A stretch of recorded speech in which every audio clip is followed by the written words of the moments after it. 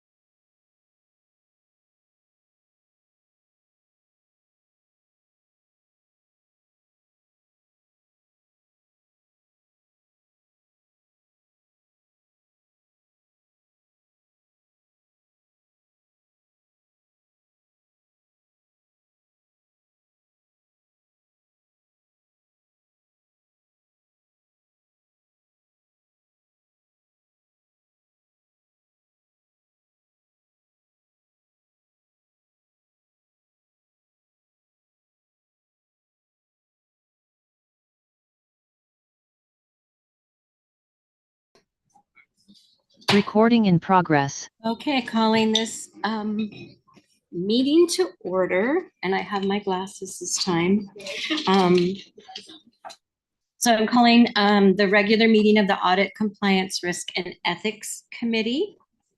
And our start time is actually 9 o'clock. Very good, very good. Okay, so Larry, will you lead us in Pledge Allegiance?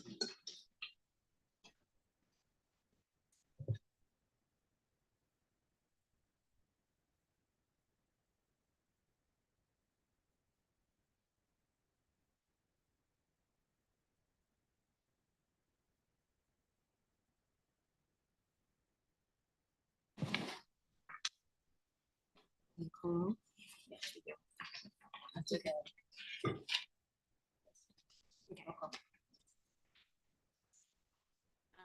This meeting is being held virtually and in person, so I will do a roll call of all the trustees to confirm attendance. Ms. Martin? Here. Ms. Mee? Here. Ms. Langton? Here. Mr. Fay? Mr. Fay? Ms. Fessler? Mr. Kehoe? Present. And Ms. Ginsburg? Here. Okay.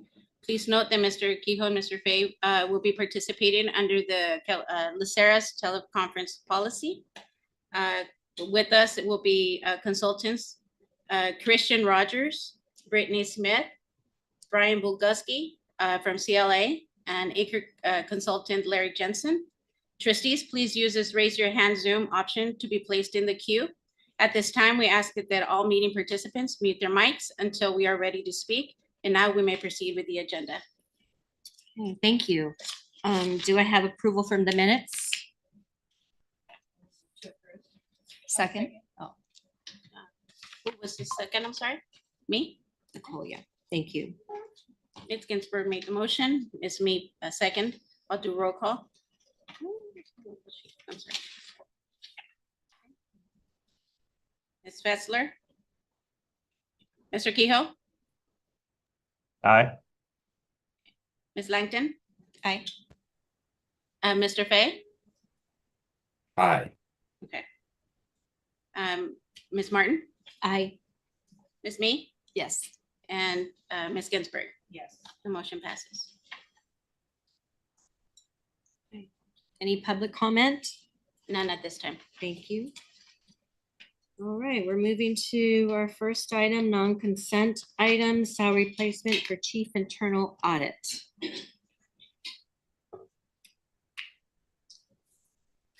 Good morning. Good morning, Chair Martin and trustees. I am here for an item for the ACRE Committee to consider salary placement for the newly appointed Chief Internal Audit. The ACRE Committee made a recommendation that was approved by the Board of Investments and Board of Retirement to place Leisha Collins, or to appoint, Leisha Collins as the Chief Internal Audit, LACERA. That appointment was made effective last week, and as such, we have to do a salary appointment. So the ordinance indicates that salary placement for a promotion is to be 5.5% plus step placement, and any other placement has to be approved by the quote unquote retirement administrator. In this case, the ACRE Committee serves as the retirement administrator. Therefore, this board would need to approve, or this committee would need to approve an advanced salary placement. The request is to approve placement at step 12 of the LS12 salary schedule for Ms. Collins. And that placement would provide what we believe is an equitable placement in comparison to the increased responsibilities of the position and internal equity. Do I have a motion to approve?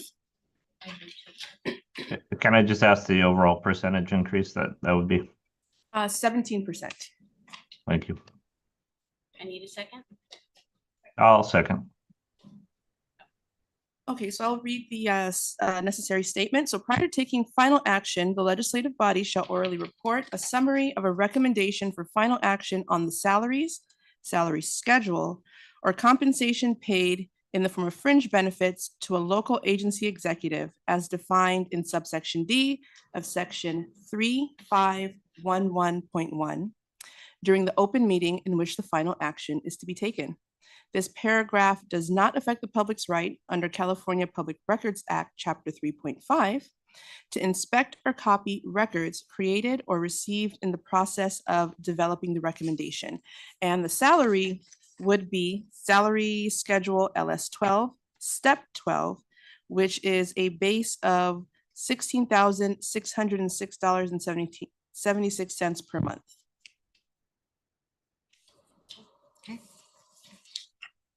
The roll call. Mr. Kehoe, Aye. Ms. Langton. Aye. Mr. Fay, Aye. Ms. Martin. Aye. Ms. Me. Aye. Ms. Ginsburg. Yes. The motion passes. Thank you. Okay, thank you. Okay, next up is our newly appointed Audit Chief, Letitia Collins, and she's going to talk about the fiscal year 25-26 audit plan amendment. Great. Good morning, Chair Martin and all trustees.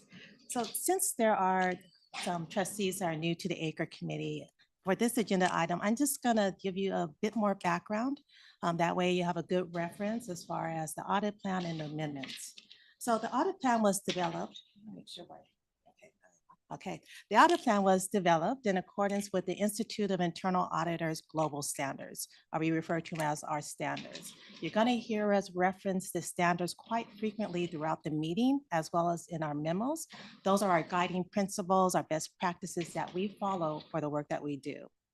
So the audit plan, the fiscal year 2026 audit plan, as I said, was developed in accordance with the standards. It was approved by the committee at last year's June meeting, and subsequent revisions were also approved at the November meeting.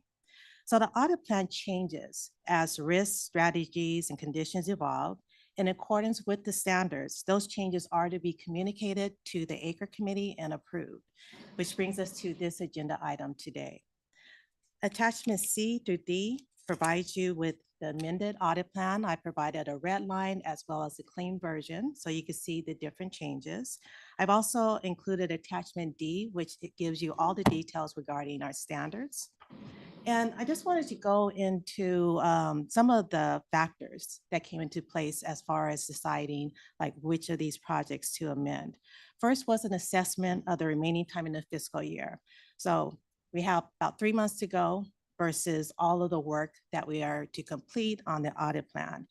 And realistically, it's unlikely that we can complete all of these projects when you consider the time.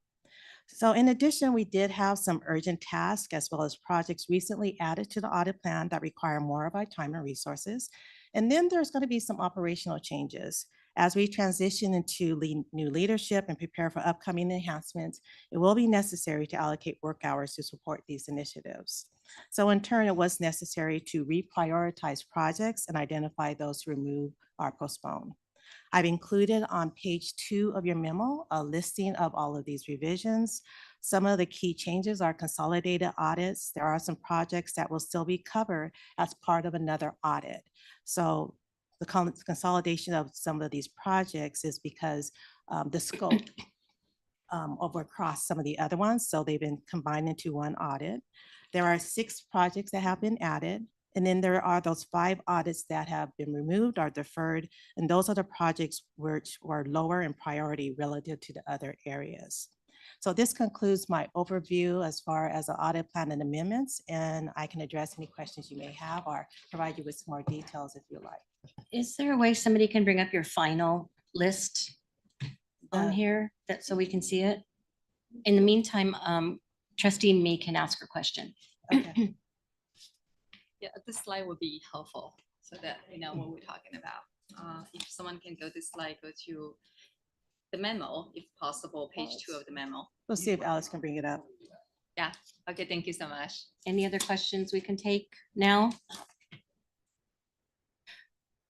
I do have one. I think I can ask. We talked a little bit about it the other day. The defers, Mhm.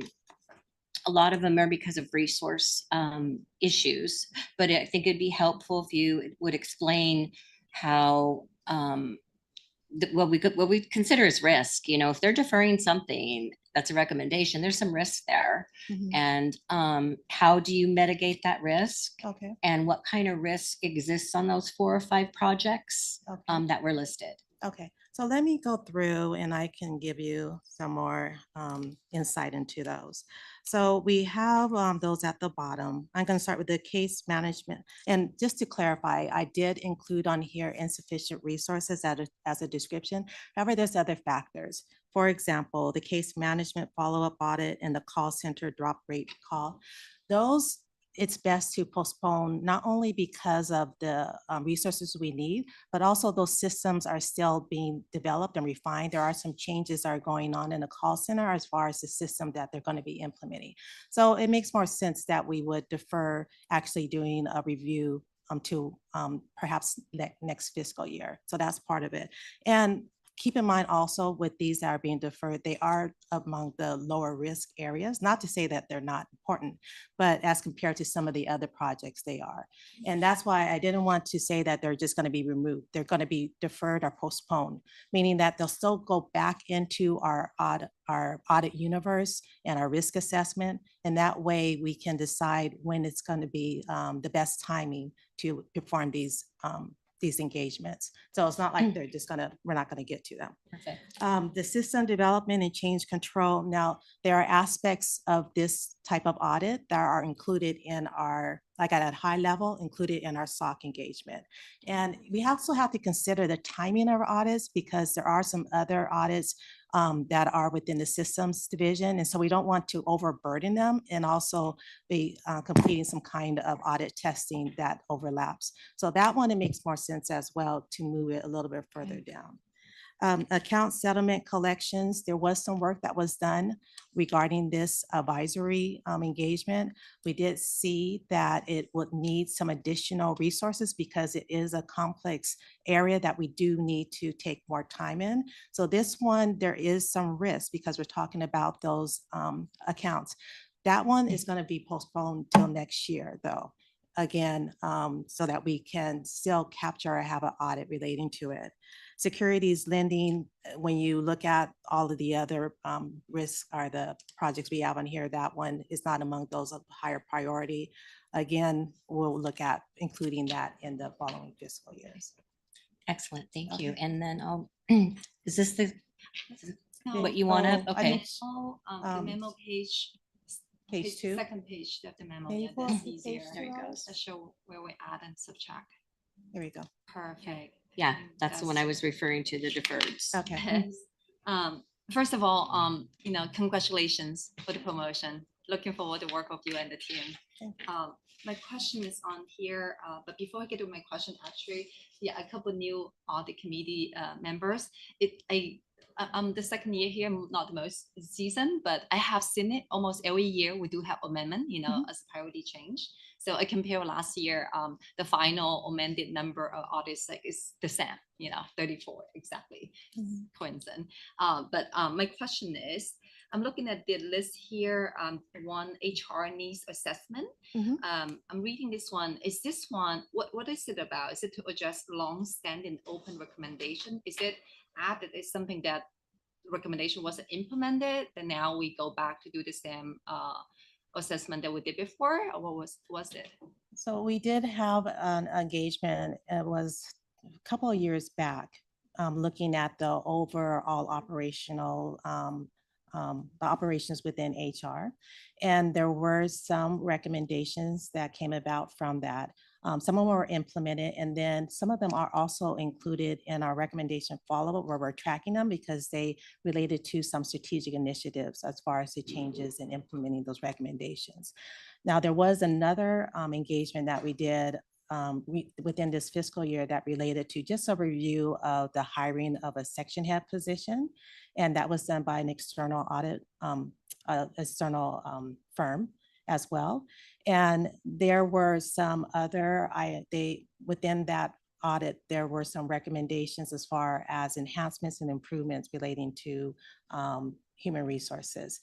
So we decided that it made sense to have a follow-up engagement at this time, seeing as we just had this other review of HR operations, and the same firm that conducted this previous engagement was going to be available. They were already familiar with the operations and they had the expertise we needed in order to do this additional engagement. So that's why it was included within this fiscal year audit plan. I see. Thank you. One more question on the strategic assets allocation. Mhm. What is that items about? Is it just to verify if the strategic assets allocations is implemented? This was another engagement. It was to be more of an advisory or value-added review of our strategic initiatives to assess the progress, the milestones, the implementation of the different initiatives, and to provide the ACRE committee with an update of where we stood with the strategic initiatives. We're going to hold off on that one because with our new special assistant that was added, and she's overseeing all of the strategic initiatives. We're going to wait until her review has been completed and we have, we're just in a better place as far as doing our review as well. One reason I'm asking is because we are about to do the other round of strategic assets allocation in the BOI. So starting this June. So we're gonna do the whole exercise. Oh, are you referring to, you're referring to the asset allocation? Yes. audit? Oh, that one is still underway. Yeah, this is the first one on there is assessment of strategic plan initiatives. So location audit that's currently underway. Is that the one you're referring to?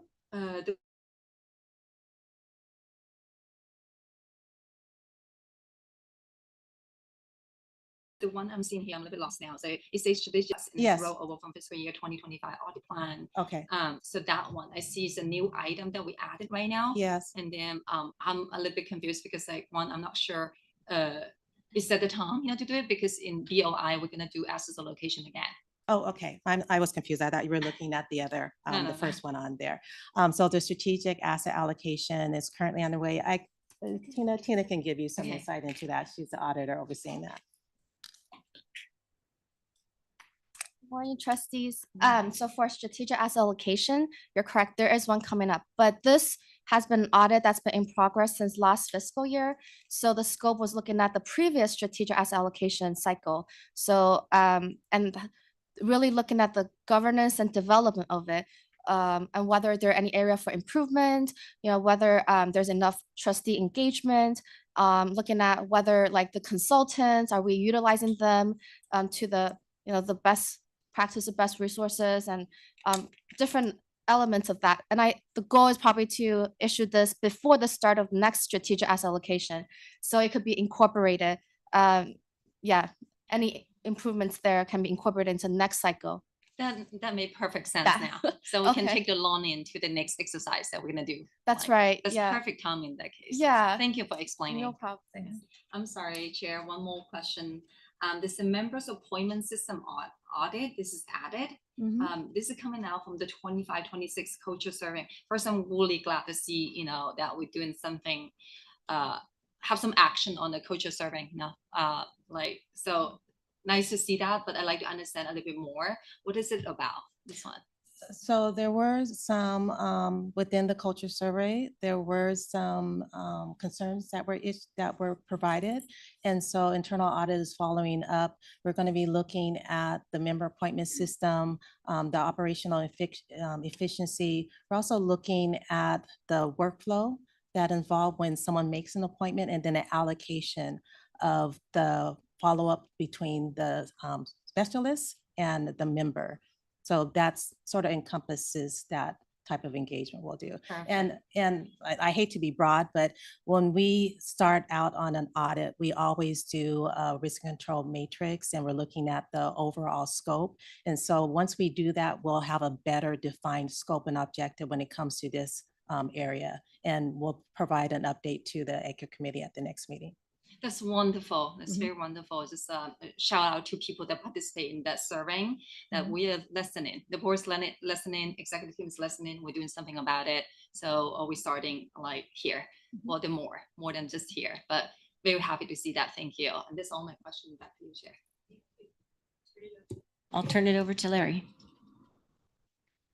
Yes, thank you. And you know, as I recall, when this audit plan was first issued, I think the Acre Committee recognized that it was really aggressive. And so I think it's good that in your new capacity here, you're trying to make sure that you can manage this appropriately. And I think the suggestions that you're making here are good. Just one thing that might help understand for the committee, help us understand the use of resources is on your list for the audit plan. I think these mentioned, as I mentioned, there was 34 that were going forward. Which of those are, you know, performed by internal audit resources versus resources from your vendor pool, right? And then, you know, not necessarily now, but maybe in your next presentation, just something simple, a little asterisk or something like that with a footnote would be sufficient. And I think it'd be helpful for us to understand how you're using the internal resources. Yeah, that's a great point. At the next meeting, when we have our audit plan progress report, I'll definitely include, I'll identify those that are being performed by internal as well as external. And then also we'll include the status of each of them and along with the description. Thank you. That's perfect. Perfect. Okay. Okay. Any more questions? Do I have a motion to move? Okay. Thank you. Motion made by Ms. Ginsburg, second by Ms. Langton. Mr. Kehoe, Aye. Ms. Langton, Aye. Mr. Fay, Aye. Ms. Mee, Aye. Ms. Ginsburg, Chair Martin, Aye. and the motion passes unanimously. Thank you. Next up is Nathan's going to join us. Good. Audit pool. We're going to talk about the audit pool now, which we just talked about it with Larry. Audit pool contract extensions. Yes, good morning, Chair Martin and trustees. So it's a pleasure to be here. I like to think that every day I wake up is a gift. So in front of you, you have a memo with a recommendation for this committee to authorize internal audit to offer 2-year contract extensions to audit pool professional service providers whose contracts expire between June and July of 2026. So for those of you that don't know, our audit pool is a pre-vetted pool of external audit firms. We have master service agreements with them, and this puts them on a short list, which allows them to competitively bid on external engagements. Generally speaking, we use these external firms when the engagement requires highly technical or niche expertise that we may not have on staff. And as Lisa also mentioned, we can use it at times with regards to staff resourcing and trying to take advantage of our external firms. Being in the pool does not entitle you to get work. You must still competitively bid at each engagement, and each engagement is scored by internal audit, and we're looking for the best firm with a mix of qualifications, proposed methodology, and cost. So a little bit of history. The pool started in 2021 with 7 firms. We have 5 firms whose contracts are set to expire in the very near future. Now, we did recently refresh the pool with 10 firms whose contracts expire in 2028. And the pool is in place, but we're still working on finalizing some of those final master service agreements. With regards to the 5 firms whose contracts are expiring soon, they have delivered several high quality work products, and they're currently supporting upcoming audit plan projects as well. In the past, they have performed an IT InfoSec NIST risk assessment. They provide a investments due diligence advisory review. They also provided a board vantage security review. Right now, one of these firms is assisting us with our disaster recovery advisory review. And upcoming, we we would like to have one of the firms provide a software development lifecycle engagement. Now, to ensure continuity, minimize disruption, and maintain service quality, we are requesting that you authorize internal audit to offer 2-year contract extensions to the audit pool professional service providers whose contracts are set to expire in the near future. Now, it's just a little bit of clarity with regards to the contracts. They currently do not have extensions in them. We are asking for the authority to amend the contracts with an extension. Now, with the exception of the extension, the time extension, there will be no changes to the contract or to the scope of services for those firms. Thank you. Could somebody bring up the list of the firms? I mean, for everybody to see. Thank you. That I think is an important one just So for the us to firms see. in Yeah. peach there are the ones that we're looking to offer an extension to. So my question, if just for clarity, is usually contracts have option years and they didn't put option years in this contract. And No, please go ahead. is that not true? Generally speaking, yes. Yeah, I okay. believe at the time it was the committee's, what's the word I'm looking for? It was just the environment was kind of transitioning and they were taking some different approaches to things. 5 years and 2, 3 years and 2. Mhm. This one got a straight 5. Why we didn't Okay. have the recommendation for the additional 2 years, I'll be honest, I can't answer that Okay, that's question right fine. now. Yeah, usually we do. yeah. In the past, we have had 5+2 It's agreements, fine. but But not only we're aligning it then, so basically the full pool you have will Yes. will expire in 28. So Yes, we're gonna align it. Yes, Yes. they'll align. There'll be 15 total firms Okay. that will, that we could use for our external engagements. And as I said, it doesn't entitle them to work. It just entitles them to be on that short list to bid competitively. Right. and then in 2028, we will go out to bid again. We'll have a new RFP and then we'll refresh the audit pool at that time. And all of the firms, they can rebid to be put in the pool. It doesn't mean that they automatically roll into it. Thank you. Any questions? Trustee Me? Thank you. First, I look at this whole list, like 15, I thought, is it too many to manage? But I look at the specialties, that the 5, like with the key specialty there, I do feel like, yeah, we need them. We need to have those options there. My question is, like 7 of them were awarded 2021, 2 of them participate in the round that we just awarded again. So what happened to that 5? That did they not participate when we did the RFP? That's why They didn't participate in that, the next round. They didn't. submit a Did bid. they not know about the RFP? They were notified that the RFP was coming out. We did not receive bids from them, though. That's very interesting. That's business. Yeah, and it may have been that, like I said, in the past, we had the 5+2 agreements. They may have thought that there was that option to extend. But when we clearly reviewed them, we found that there was only a 5-year. So might be some misunderstanding there. Mhm. Some of them thought they can just extend it, no need to participate. Mhm. Got it. Well, next round, when we'll do RFP again, let's make sure everyone knows. So we'll have more choices. Yeah, that's a question I have. Thank you. I believe too, this has just been a learning process for us with regards to managing the pool. It is not fairly new, but the extension and the extended use of these firms, this was a new process for us. So I believe we definitely learned something during this process and that we don't want to let this happen again. Okay. Trustee Langton? Good morning. So I'm sorry, you may have already stated this and I'm sorry if I missed it. Do we have, are any of the 5 currently open and working on issues right now? How many of them? Which ones are currently? Baker Tilly is working on things for us. Weaver and Tidwell are working on things for us. KPMG and NetForce have provided work for us in the past.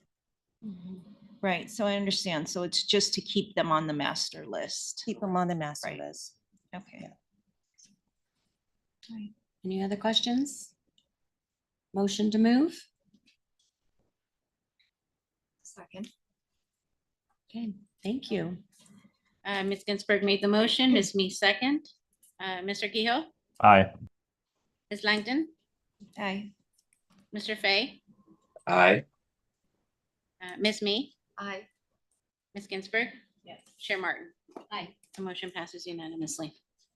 Thank you.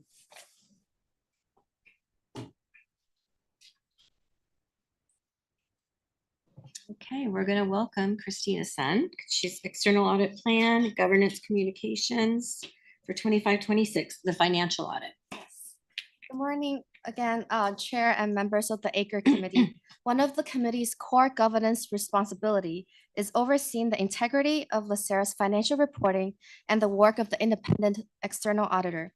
While most of the auditor's work happens behind the scenes during the audit, professional auditing standards require an important conversation with the ACRE Committee before that work begins.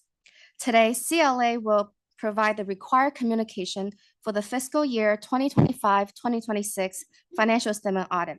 For context, this is CLA's first year as LACERA's external auditors. They will walk the committee through the planned scope and the timing of the audit, key areas of focus, and confirmation of their independence as they begin their work. With that, I will turn it over to Chris Rogers, CLA engagement partner and the CLA audit team. Should I do this right? Thank you, Tina. Good morning, trustees. Pleasure to be here today. My name's Chris Rogers. I'm the managing principal of CLA's public sector practice. And I am the engagement principal on LACERA's financial statements.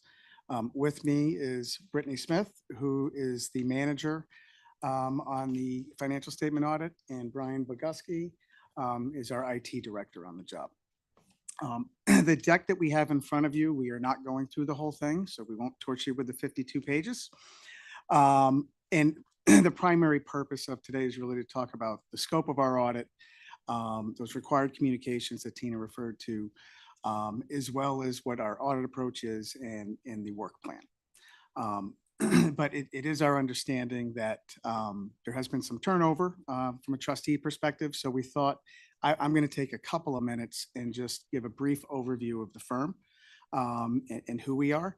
And then I'm going to turn it over to Brittany to go through our work plan and our approach. And Brian, we'll turn it over to Brian to talk about our IT approach.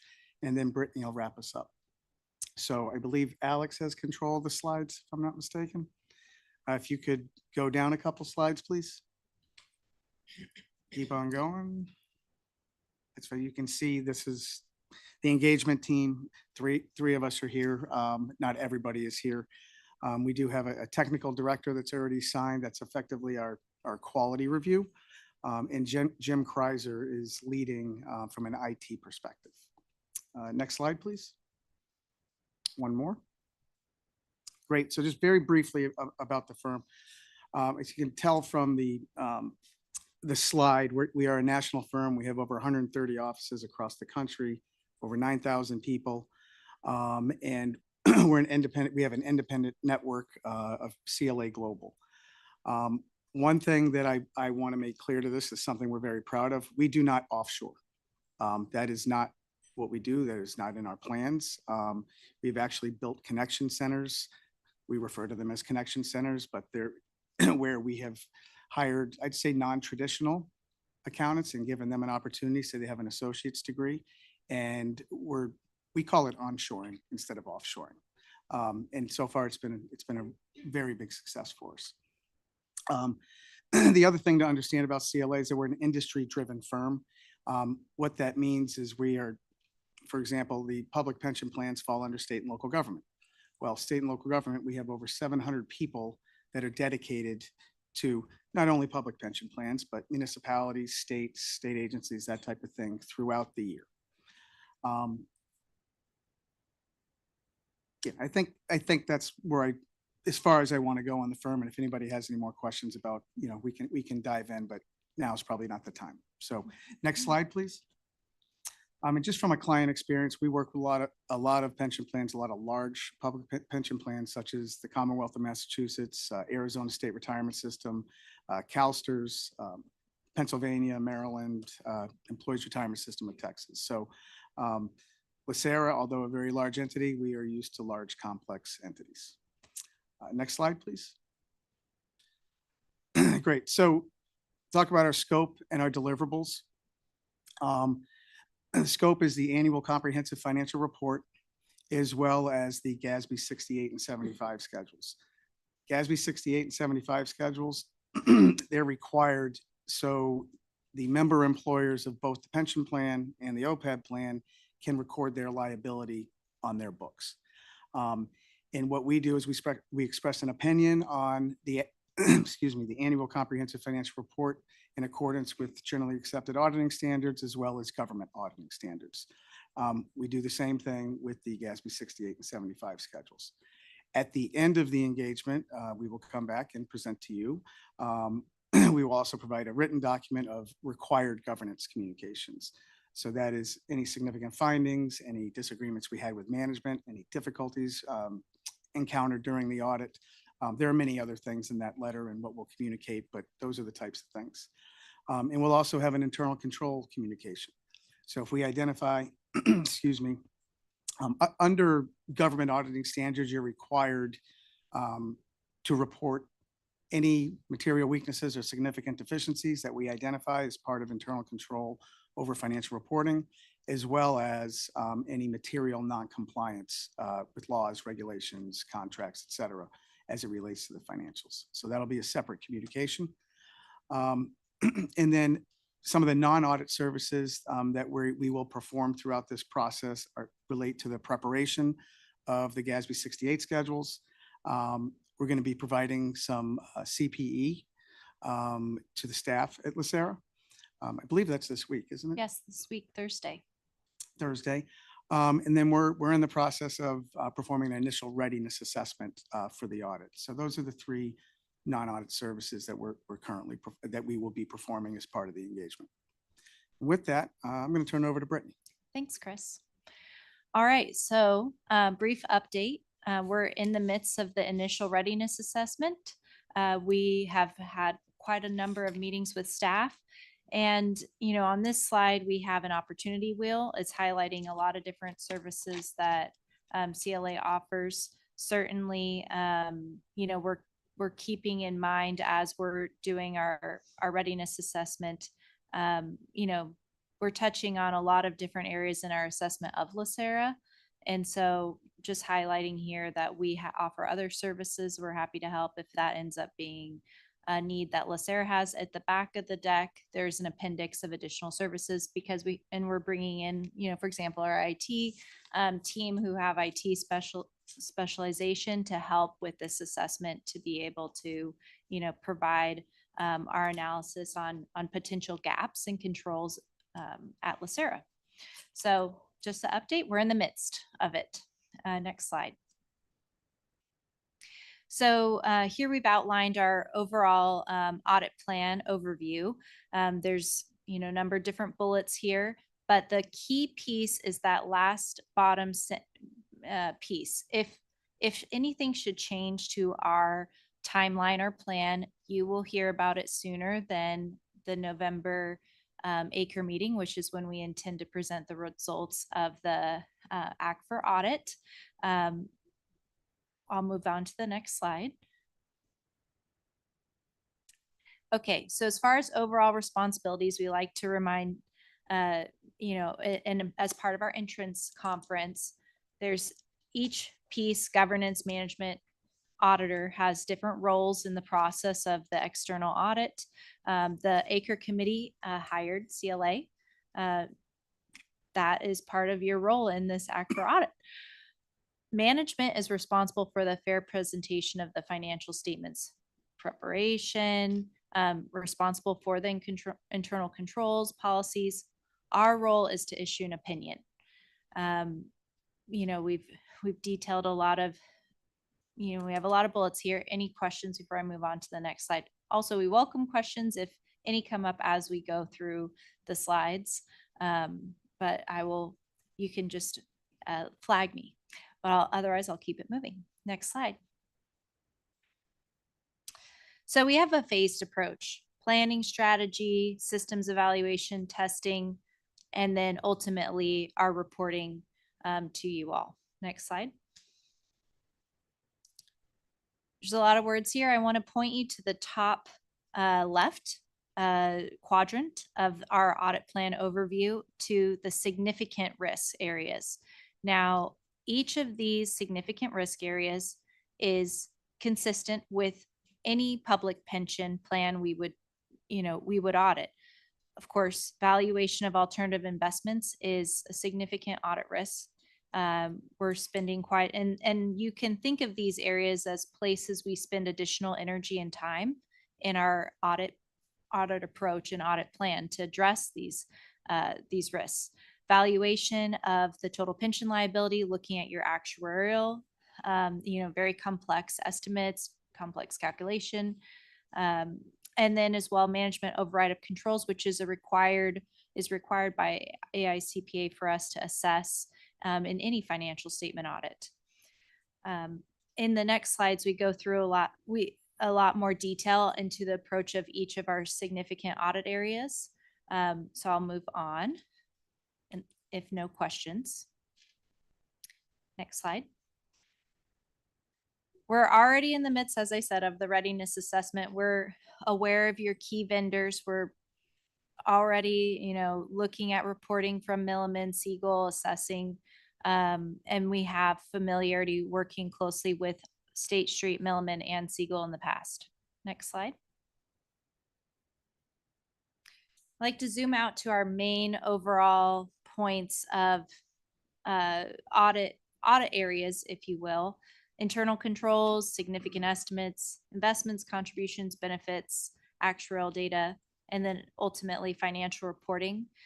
These are, categories within our audit approach, and the next slides detail much more specific and greater minutia each of our approaches to each area. Next slide.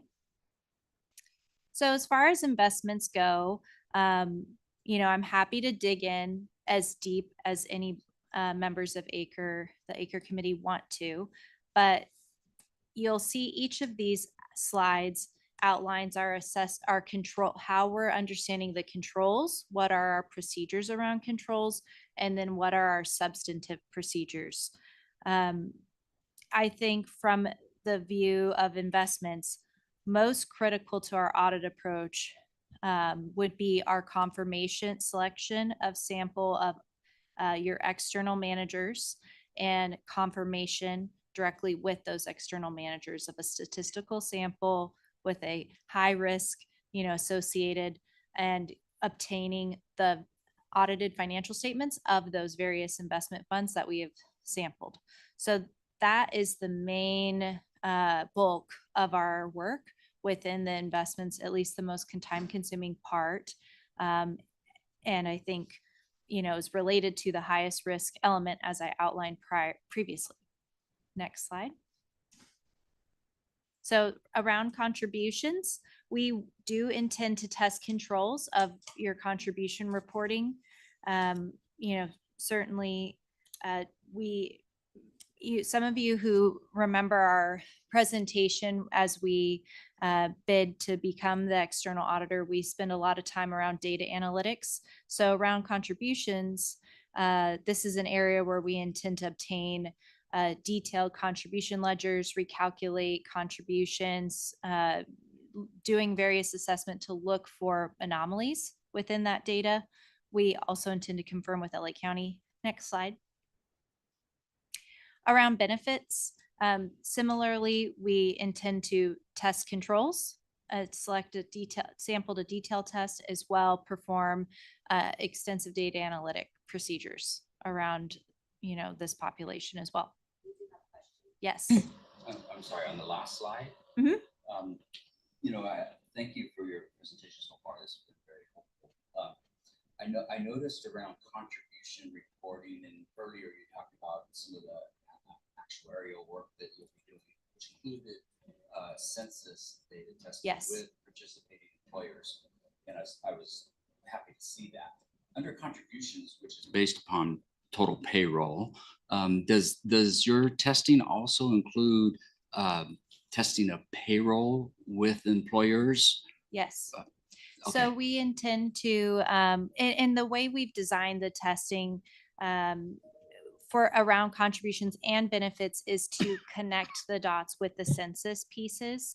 And as you know, largely it's single employer plan like LACERA, you know, that will be the employer testing pieces will be directly integrated with our testing of the controls from a LACERA perspective around contribution reporting. So testing between LACERA, the county, and then as well what Milliman is ultimately using to support their valuation. It you know takes it's a piece of significant effort in the audit to Mhm. do that type Right. of testing, Right. but we like to in our approach is to integrate those things as opposed to siloed testing of each separate component to see how it flows all the way across for a sample of participants, and then do our additional data analytic review to look for potential discrepancies, for example, between Milliman census data and LACERA's data from within Workspace. Okay. Yeah, thank you for your level of detail then and your description of the process there. We appreciate that, the thoroughness. Sometimes that's not included in some of the audits, so appreciate hearing that is. Okay, next slide.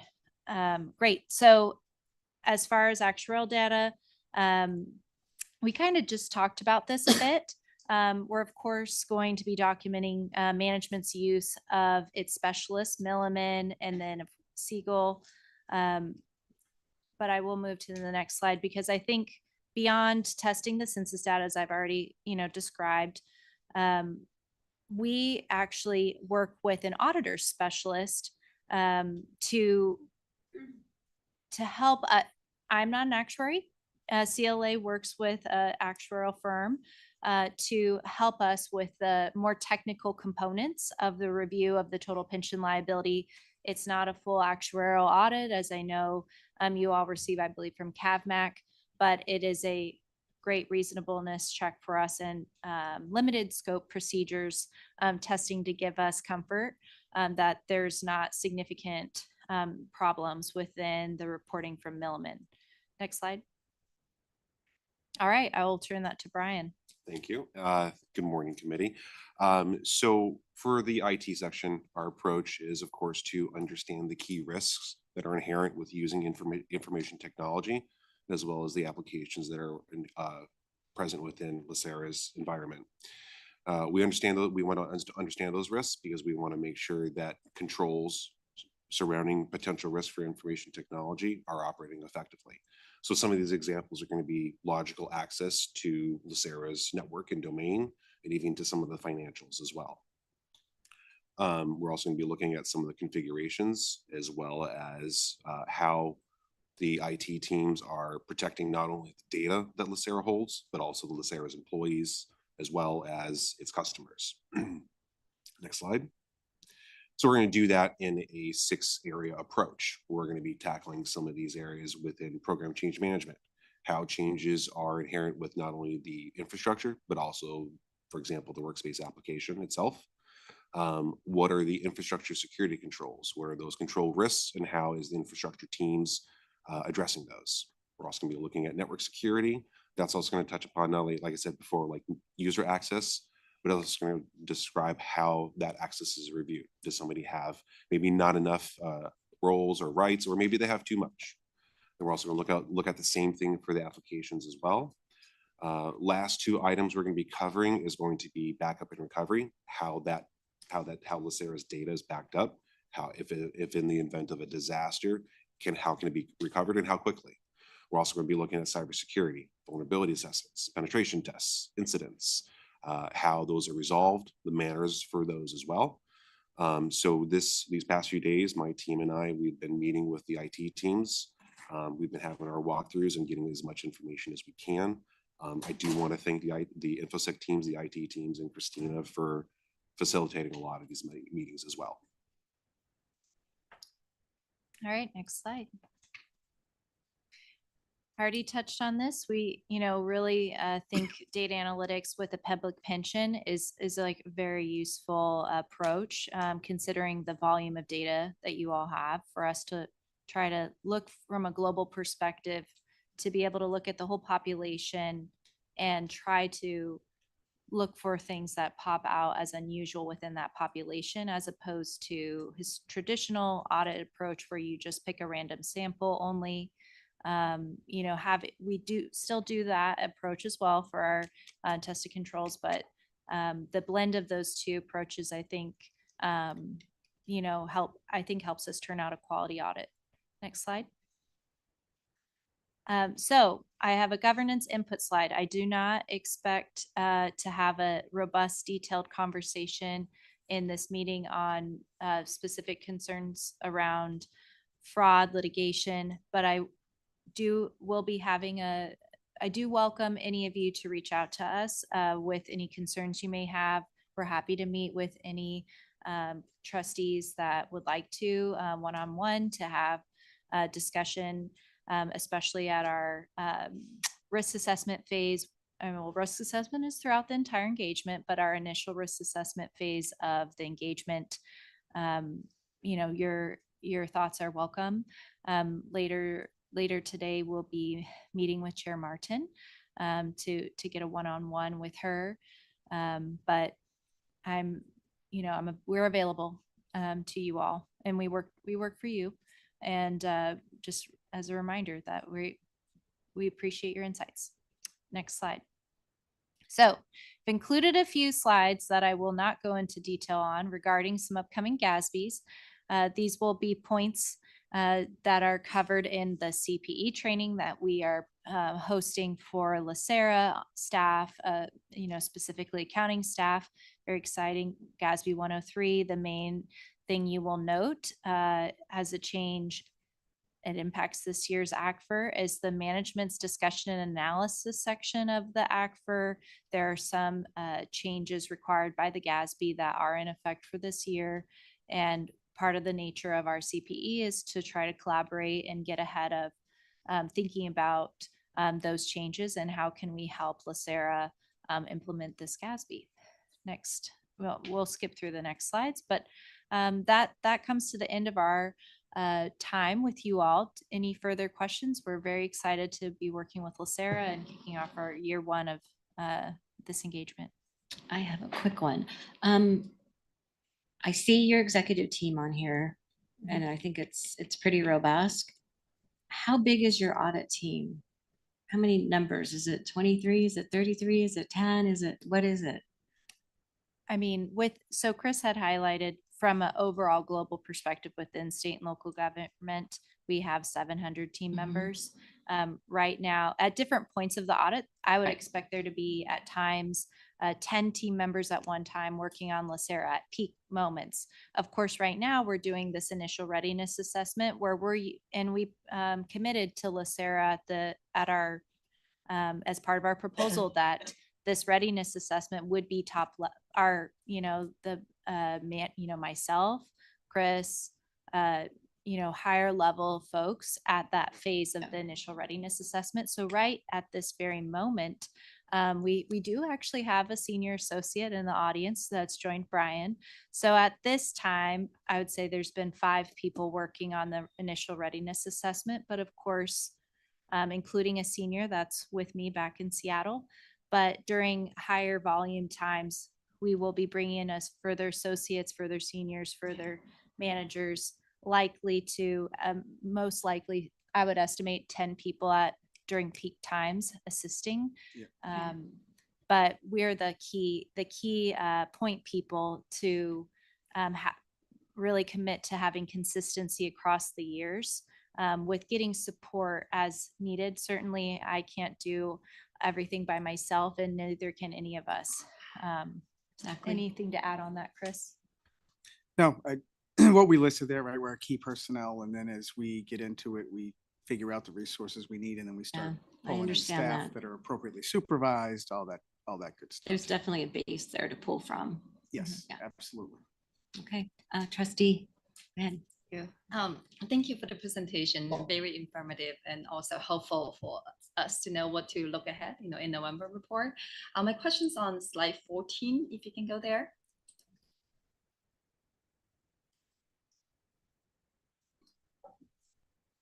Yes, this one. So I am sitting on the investment board, so I'm really interested in the valuation of the alternative investments, how you go about the audit, because like those investment, we audit in the past financial report, right? The past, and then today, probably the value is already different in those alternative investment, and like anytime, any moment when they have those valuation is kind of tricky how they do it, right? So I'm interested to know how do you go about the evaluation of alternative investment audit, and what's the procedure? What do you look into it? Is it the process? Is it what do you look into it to verify that? So around valuation, of course, well, we have also had some walkthroughs with staff to understand, the due diligence process of selection of managers, and that front end line. But as far as valuation specifically, we're certainly looking to obtain and assess within your portfolio. Do all of the funds receive audited financial statements? Are any unaudited? This is part of our assessment piece. Largely majority of your funds, and we're still in the assessment phase, have audited financial statements. So then it comes to, for our purposes, we intend to select a random sample, statistically, selecting, all items over certain materiality thresholds, selecting, a sample of any items below a certain threshold, and then obtaining the audited financial statements, obtaining direct confirmation from those external managers of their June 30 valuations, because of course I think you're leading to about the lag perhaps between December and June. And our team is also obtaining the cash flow information as well as performance information to perform a roll forward from the audited financial statement date to the date of LACERA's financial statements, and then assess, okay, is there any discrepancy between that valuation audited financial statement that we're looking at the ownership of each fund and comparing to get to LACERA's portion of that audited financial statement rolled forward to the confirmed balances by the manager, and then comparing that to the accounting records that are ultimately roll up into the ACFR, and then assessing whether those presented numbers are materially accurate. That's very thorough, actually. You don't have to share name. I'm just curious. You serve many other pension funds, right? So have you have any pension fund that have significance in finding and evaluation of alternative investment? Had significant findings in alternative value. We have, I won't share names. Don't share names. But yes, we have. It's very easy when you're doing a true up journal. And so there's an end of year journal entry to adjust to June valuations. Certainly have seen there be even typos where there's a typo. The custody bank recorded, they pulled the wrong number from the statement. Pulling the wrong number from the manager's statement and not pulling the net asset value. Don't like to see silly types of mistakes like that, but it definitely happens. We've also identified previously fund investments that were not on the books due to error by the custody bank and staff. Again, this is not anything LACERA that we've identified, but previously within the alternatives, there's definitely some horror stories, because of course these monies are not at your custody bank, they're at all of your external managers, and this is partly why we spend so much energy in this area, and why we consider it to be a significant risk in the audit just by its nature. Okay. Yeah, this is very important, because a lot of investments not global. Global is easy, it's a market value, right? A lot of investment is not. So we need to know, is that the value that we think we have? Is that 90 billion actually what we have, or it's different, right? So I think this piece is very critical, and then that's why I want to learn a little bit more. Thank you for explaining. I have one last question is just curious, like in your work, your line of work, it's not easy. I know there will be a lot of people, a lot of different personality, I bet, in your experience, have you ever had this, like, you need a piece of information, critical piece of information, but you just couldn't get it. You couldn't get it, and this just resistant or whatever that is, and then you have to come to your final report. Do you report it as inconclusive, or you just ignore that? That depends how significant. Yeah. If it's gets to the level of materiality, we have to change our opinion. Like, so in the circumstance you just described, that would be a scope limitation because they were unable to provide certain information, and we would call that out, excuse me, in the opinion.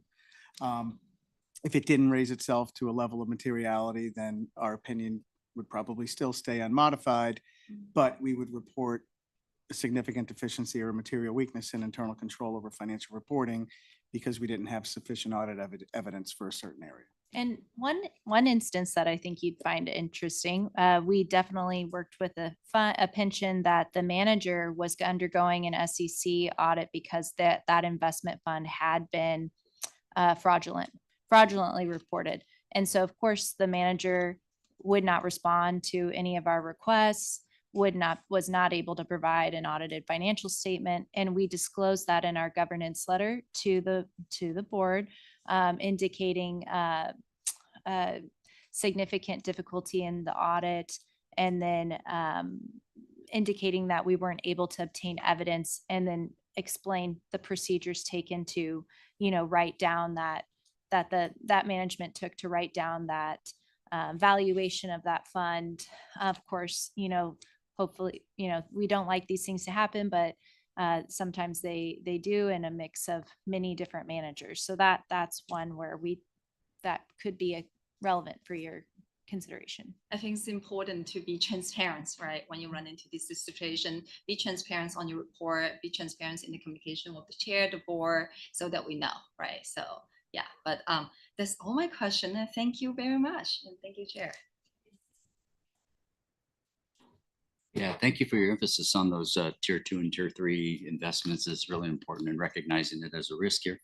I appreciated your touching upon kind of the tools that you might use in performing data analytics and testing and things like that, but curious about, are you going to be using AI at all during this audit? And if so, it's not uncommon to do so, but if so, can you kind of explain for the committee your controls around that, and also your controls around, where you're storing our member data, that you're going to have information and some assurance that it's, stored within US boundaries? Okay. Yeah. Yeah. So as far as use of AI, so a few questions there. As far as use of AI, CLA has certainly been investing, like many of our other competitors, many public accounting firms, in developing tools for use of AI. We do not plan to use AI for this year's audit. However, certainly the firm is working to build tools for AI internally in a closed system, of course, not open source system in future. We already have spoken with your general counsel about making sure in advance of us wanting to could we, use AI in a future year, having those conversations, looking at our contracts, ensuring that we're all in alignment. At this time, this is something that you all can control, in that we will not use AI for the use of the audit without permission from LACERA. Now, we have Copilot internally. Internally, we may ask Copilot questions about GASB, but that there's no use of putting any LACERA information into Copilot. And again, that Copilot's our business license is in a closed system as opposed to an open source AI. So from that respect, I do want to be transparent. Of course, we're using some basic note-taking type tools internally, et cetera, to help us, just do general operations in a modern environment.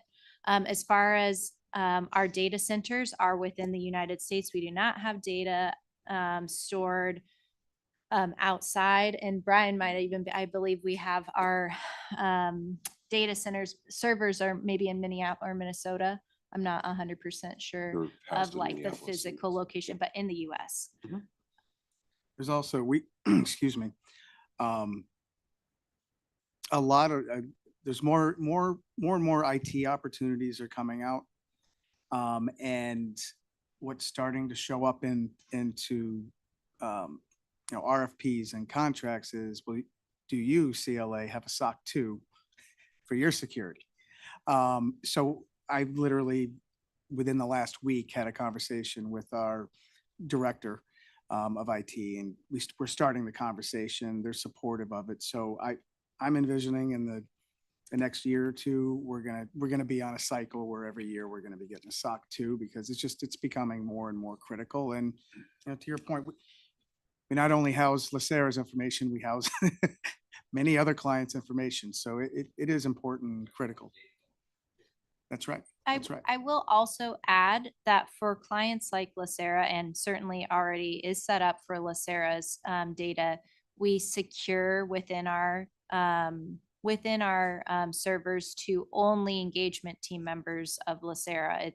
There's not a, oh, we're putting all of LACERA's documents into a location that any employee of CLA can access. I'm the person who approves anybody who wants to access this folder. And we're certainly, I'm ensuring to only give access to team members. Now, in the spirit of that too, that we've built systems where we're not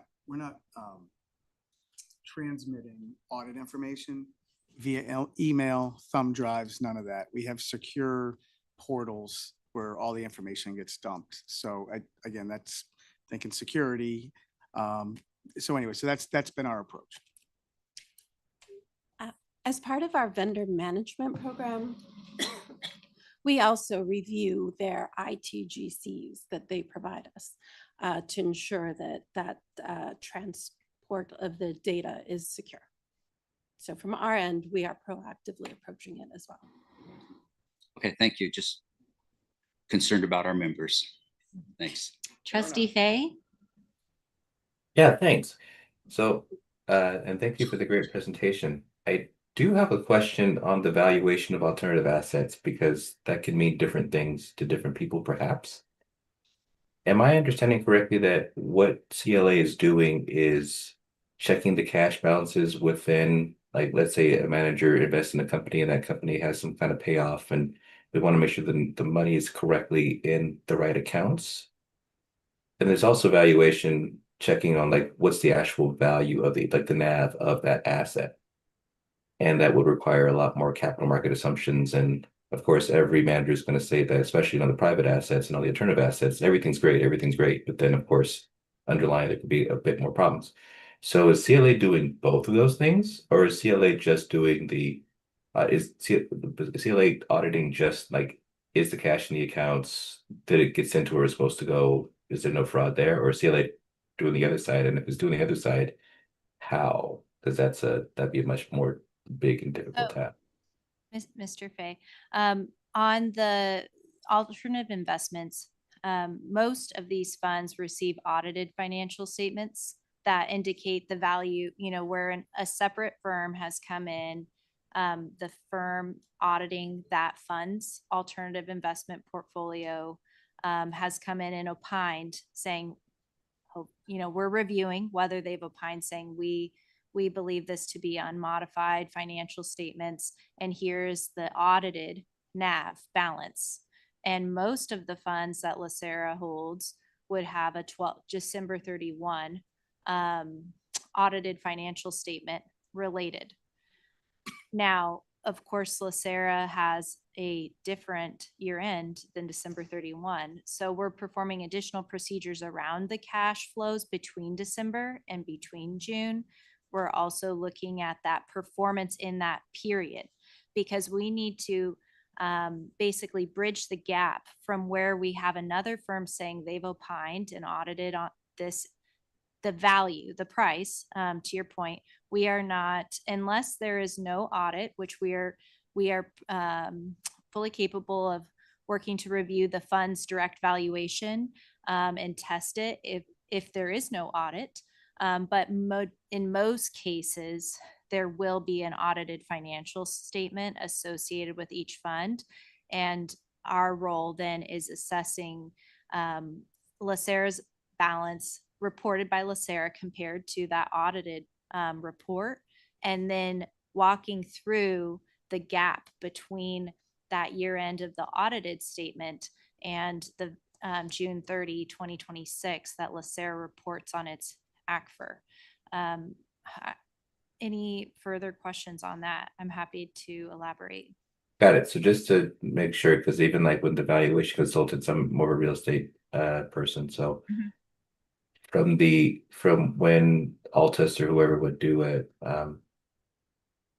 valuation on a property and close fund, they're going to assume that everything's at NAV or everything's at par. And so you would be checking Altus statements to say that everything's at par.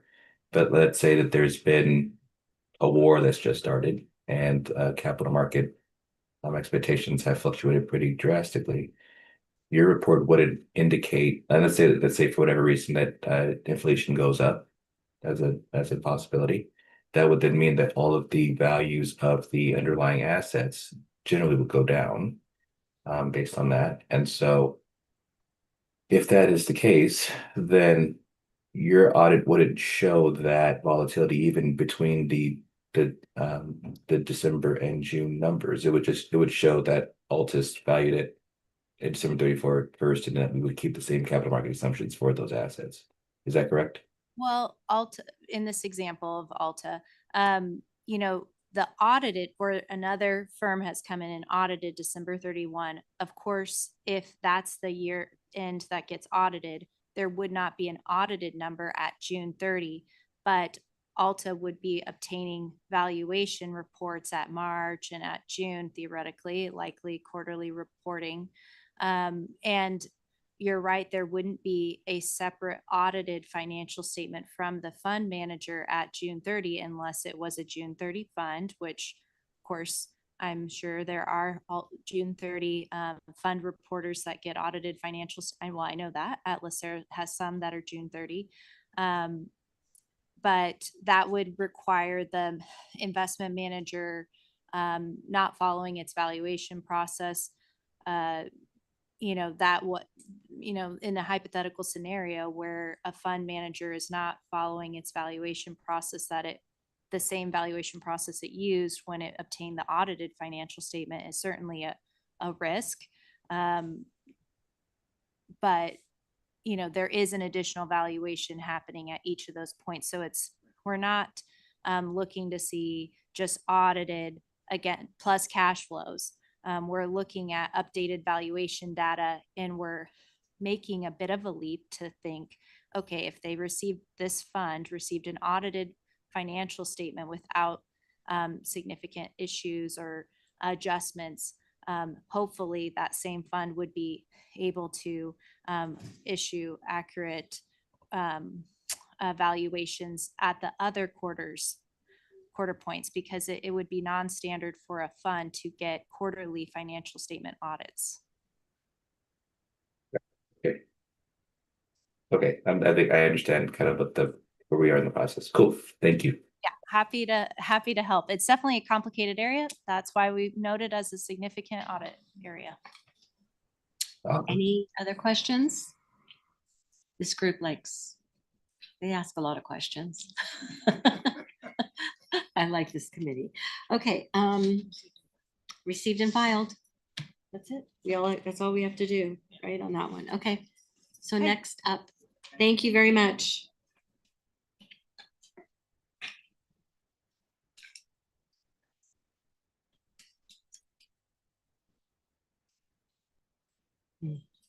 No. No. Luckily not.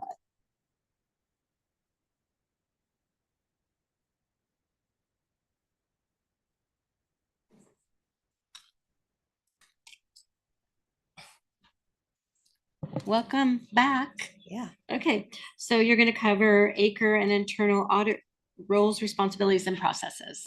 Thank Now you. for some fun. Okay. So I've designed this orientation to promote a shared understanding of our roles and responsibilities for the ACRE committee and to reinforce internal audit support that we provide to the committee in fulfilling your oversight duties. There's a lot packed into this orientation, and I'm going to highlight some of the key points. I do invite all trustees to meet with me, and I can take a deeper dive into any of these subjects and just provide some more insight.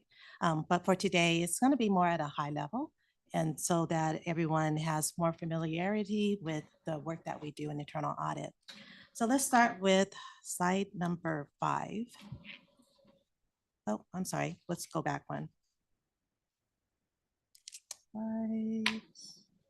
One more, couple more. Next one. Okay. So this is a great slide to start out with because, and let me also indicate that I provided in the materials your charter, and I'm going to be referencing throughout this presentation these different aspects from your charter.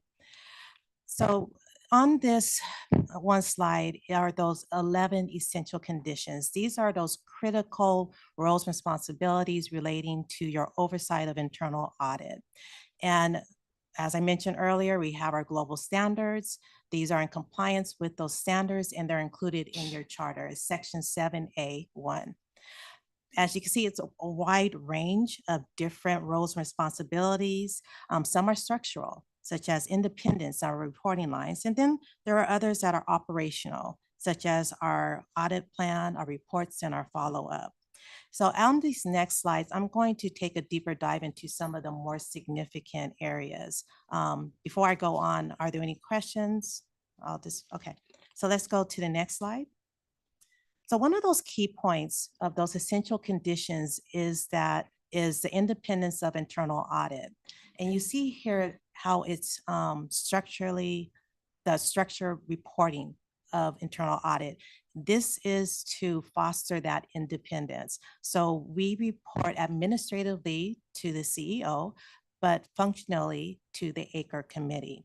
And that is the way that we remain independent. We have our objectivity and also integrity.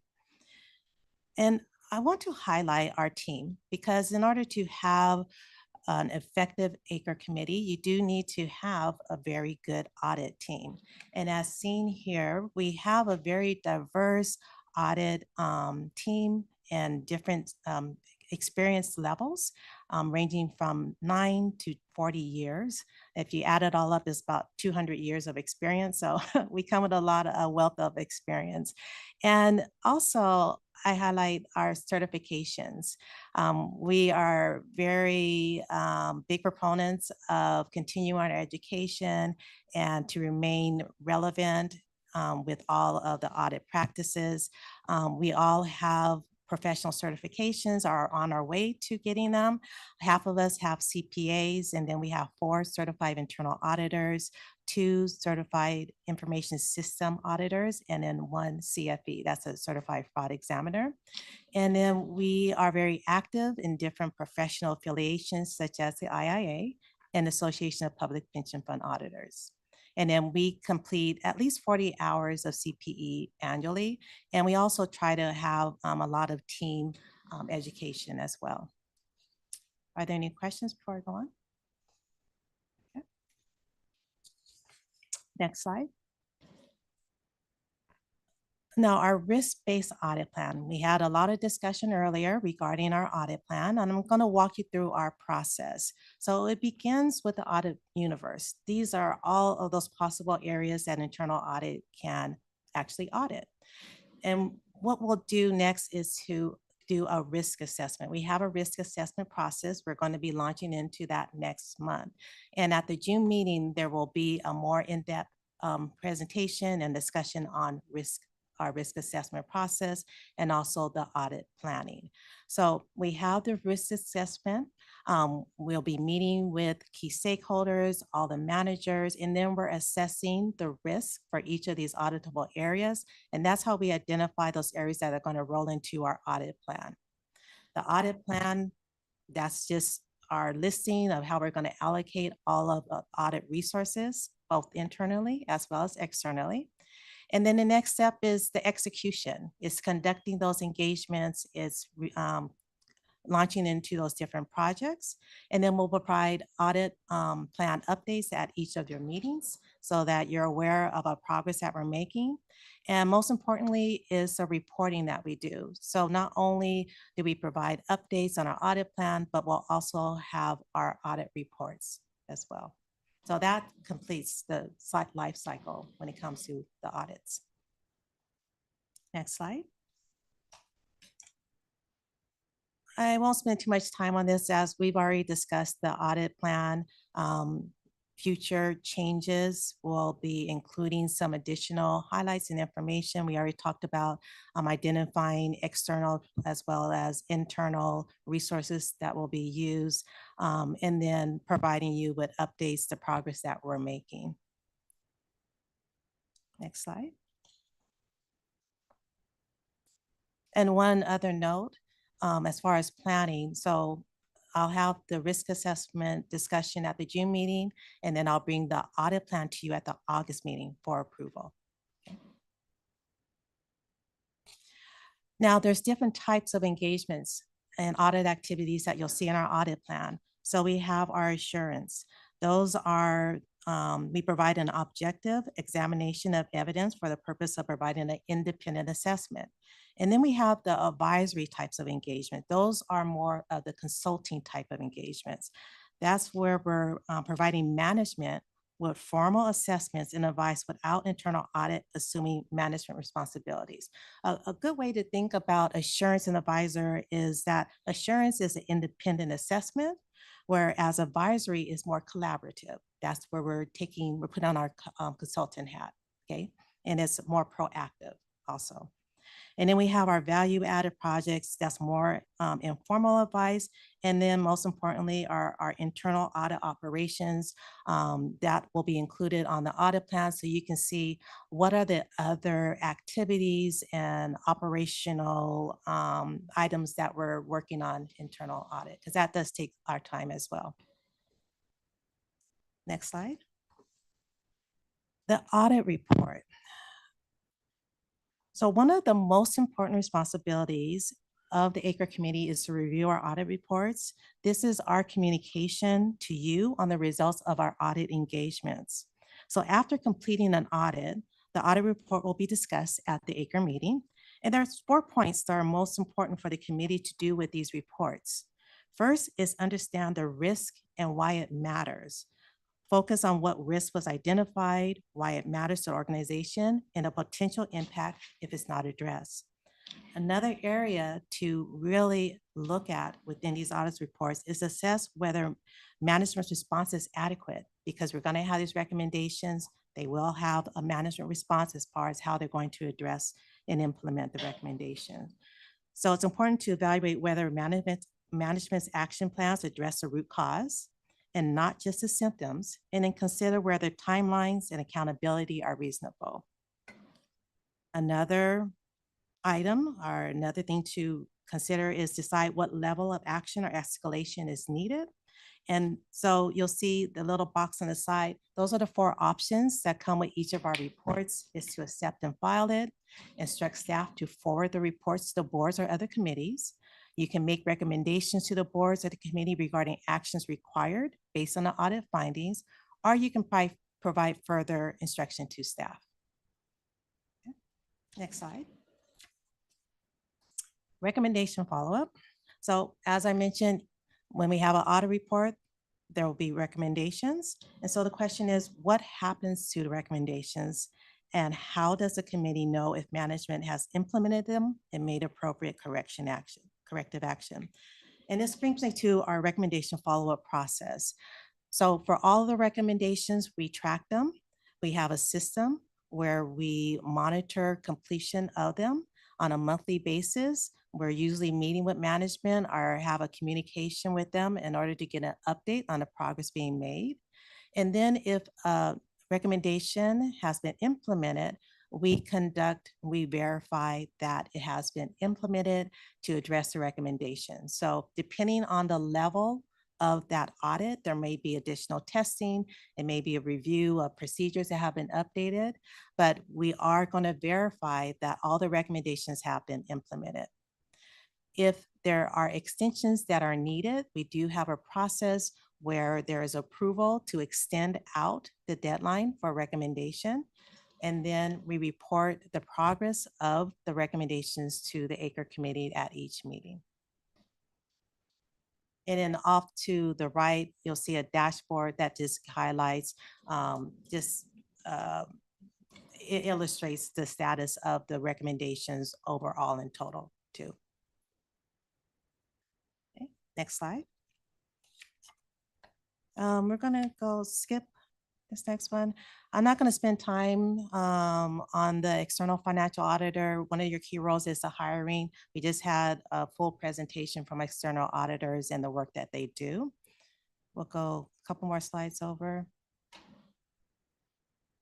We also had a discussion earlier on our professional service providers. Another key role for the ACRE committee is the approval of those firms that will be included into our audit pool. Next slide. Okay. So one of the newly added roles of the ACRE is approval of internal audits 3-year strategic plan or the roadmap. This came about with some new updates that were provided, or updates from the standards. And this became effective in 2025. An internal audit developed a roadmap, and it was provided and approved by the committee at the April meeting last year. Illustrated here is a snapshot of the key components of our roadmap. You'll note that there's 3 pillars: trusted advisor, continuous learners, and risk consultants. And then we have milestones and expectations for each of these. There will be additional discussion and insight into our 3-year roadmap at the next meeting. One of the areas that I'm going to be focusing in on is these initiatives that we have set up and how we're actually going to be completing them. And as I said, I'll have some more insight into that at the next meeting. Next slide. And then this gives you an overview of the key areas that we'll follow or that we're going to discuss at each of your meetings. And it gives you a timeline of when this will occur, like our engagement letter, our engagement reports. When they are completed, we do discuss those at each of the meetings. We have our fiscal year and audit plan updates provided at each of your meetings as well.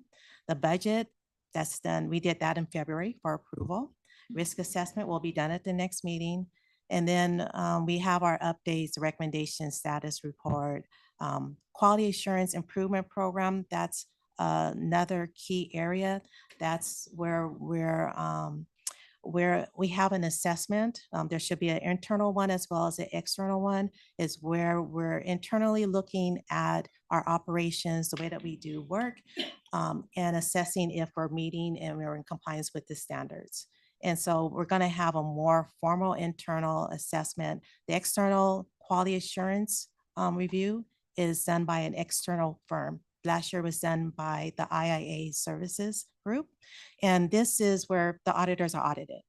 And beginning, I'm going to put it on the fiscal year 2026-27 audit plan so we can have it a little bit earlier than the 5-year mark. And that way it gives you an independent assessment of how we're doing and where we have some opportunities for improvement. And next slide. And this pretty much completes my overview of your roles and responsibilities. One thing I just wanted to also, I probably should have discussed this at the last slide, but some of the areas that we're going to be focusing on for the remaining of this fiscal year, because we're coming to a close. First is the completion of our fiscal year 2026 audit plan. We just had a full discussion on the amendments. And so that's going to be one of our primary focuses completing our fiscal year audit plan. Risk assessment kickoff is gonna start next month, and that's gonna be an important process to go through in order to have a really good and well thought out audit plan. The internal audits, 3-year roadmap as well. I just talked about that. And then the quality assurance improvement plan too. Thank you. Any questions? I see no hands up. May I comment? Yeah, go ahead. Thank you for presentation. As you said, like supporting the board, I just want you to know that you have our support to your job too, and to remain, independent. And if you have any difficulty in your job, you should feel free to come to the chair, come to this board. We're here to support your work. That's all. Yeah, thank you. Thank you very much. Thank you, Trustee Me. I would like to suggest a 10-minute break if that's okay. But before I do that, we have just one more presentation. Does anybody want to pull 4 information items? On D? Audit plan status report is D. Okay, and I know that Larry and I want to pull E. Anything else? Okay, all right, so at 10:45, come back. Thank you. Am I supposed to do that? I like doing that.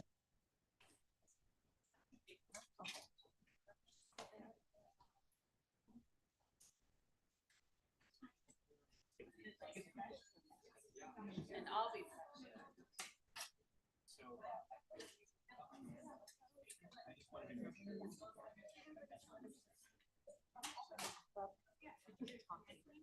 I know, that's how I feel. All I hear is that.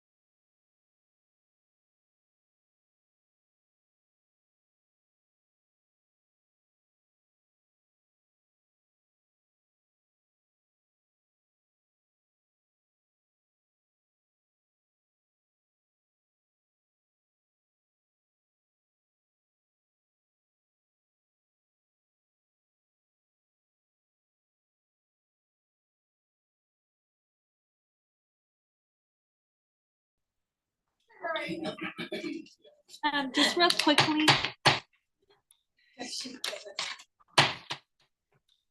Ms. Fessler, can you hear us?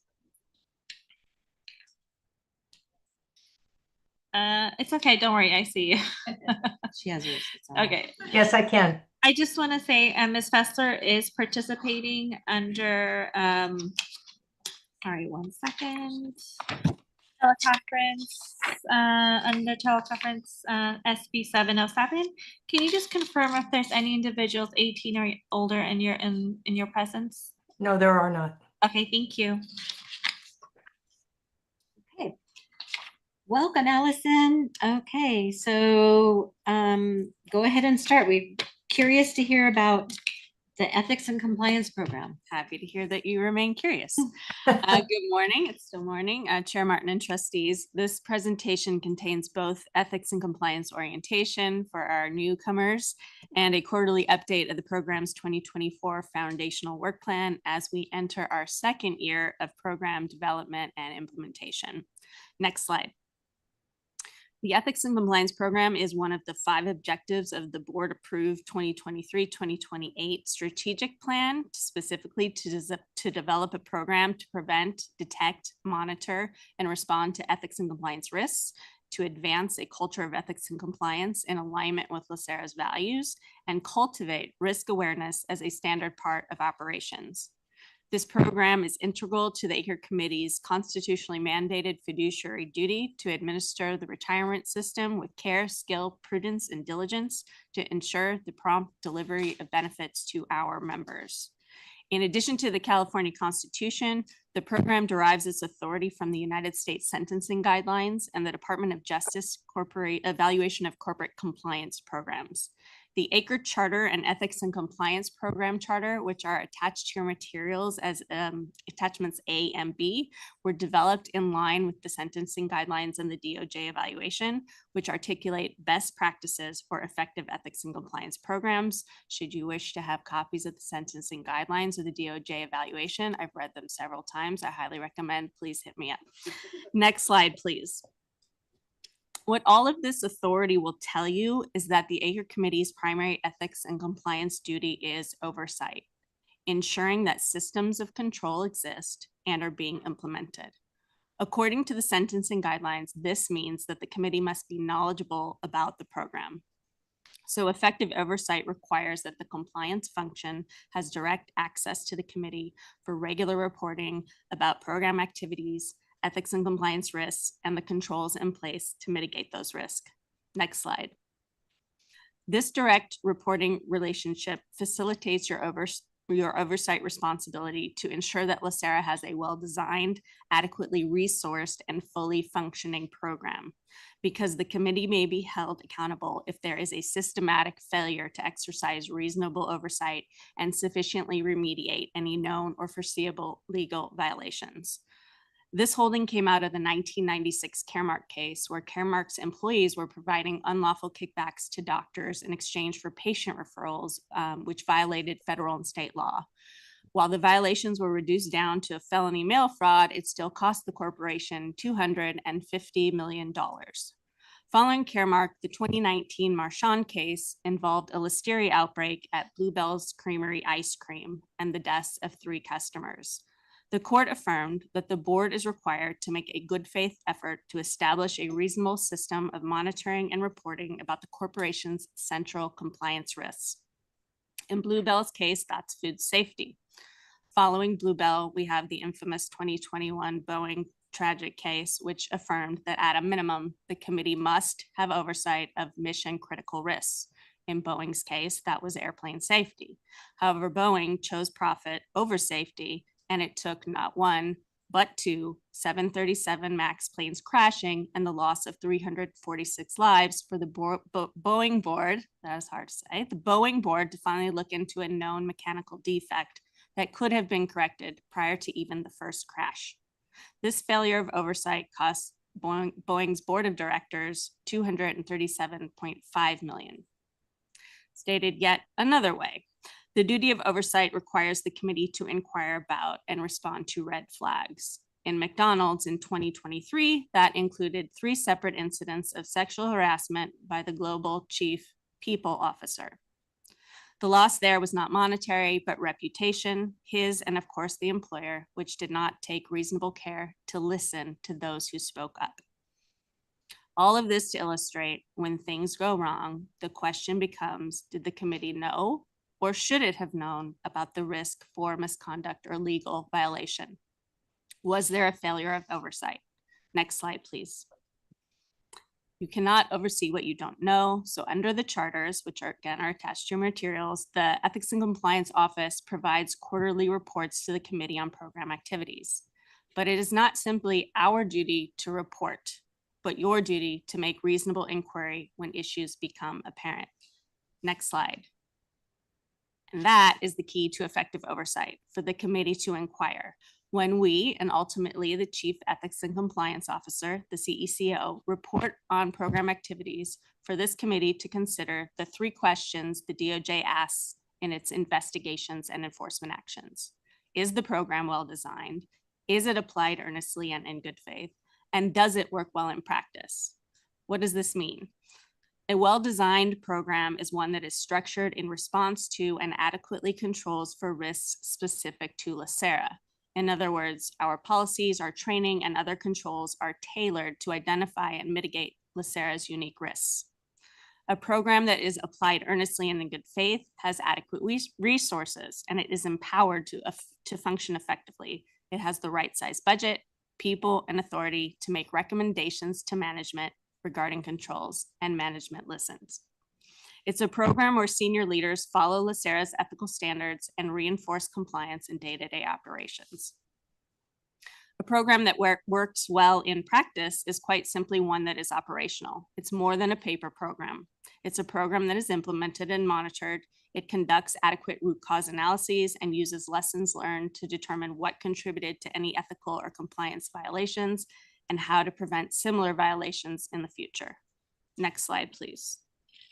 Actually, any questions before I move on to this next section? Wonderful. So this slide lists the program activities in the foundational work plan the committee oversees. Since the adoption of this plan in 2024, multiple divisions from legal, IA, HR, the executive office, to name a few, have been implementing these foundational elements to set the stage for the CECO so they can hit the ground running.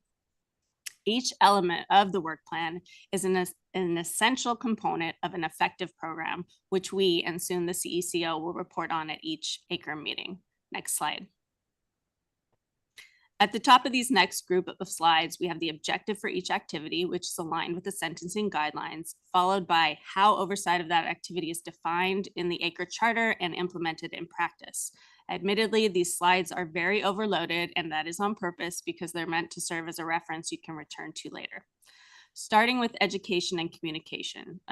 Education and communication are critical for fostering a culture of ethics and compliance and risk awareness. So committee oversight includes updates on training activities and the CECO's annual training plan once that program is fully realized. LACERA has an Ethics and Compliance Committee, the ECC, and it serves as a central driver in educating all LACERA staff on the importance of ethics and compliance in the performance of our day-to-day operations. The ECC is comprised of members of each division and all 3 lines of the IIA 3 lines model.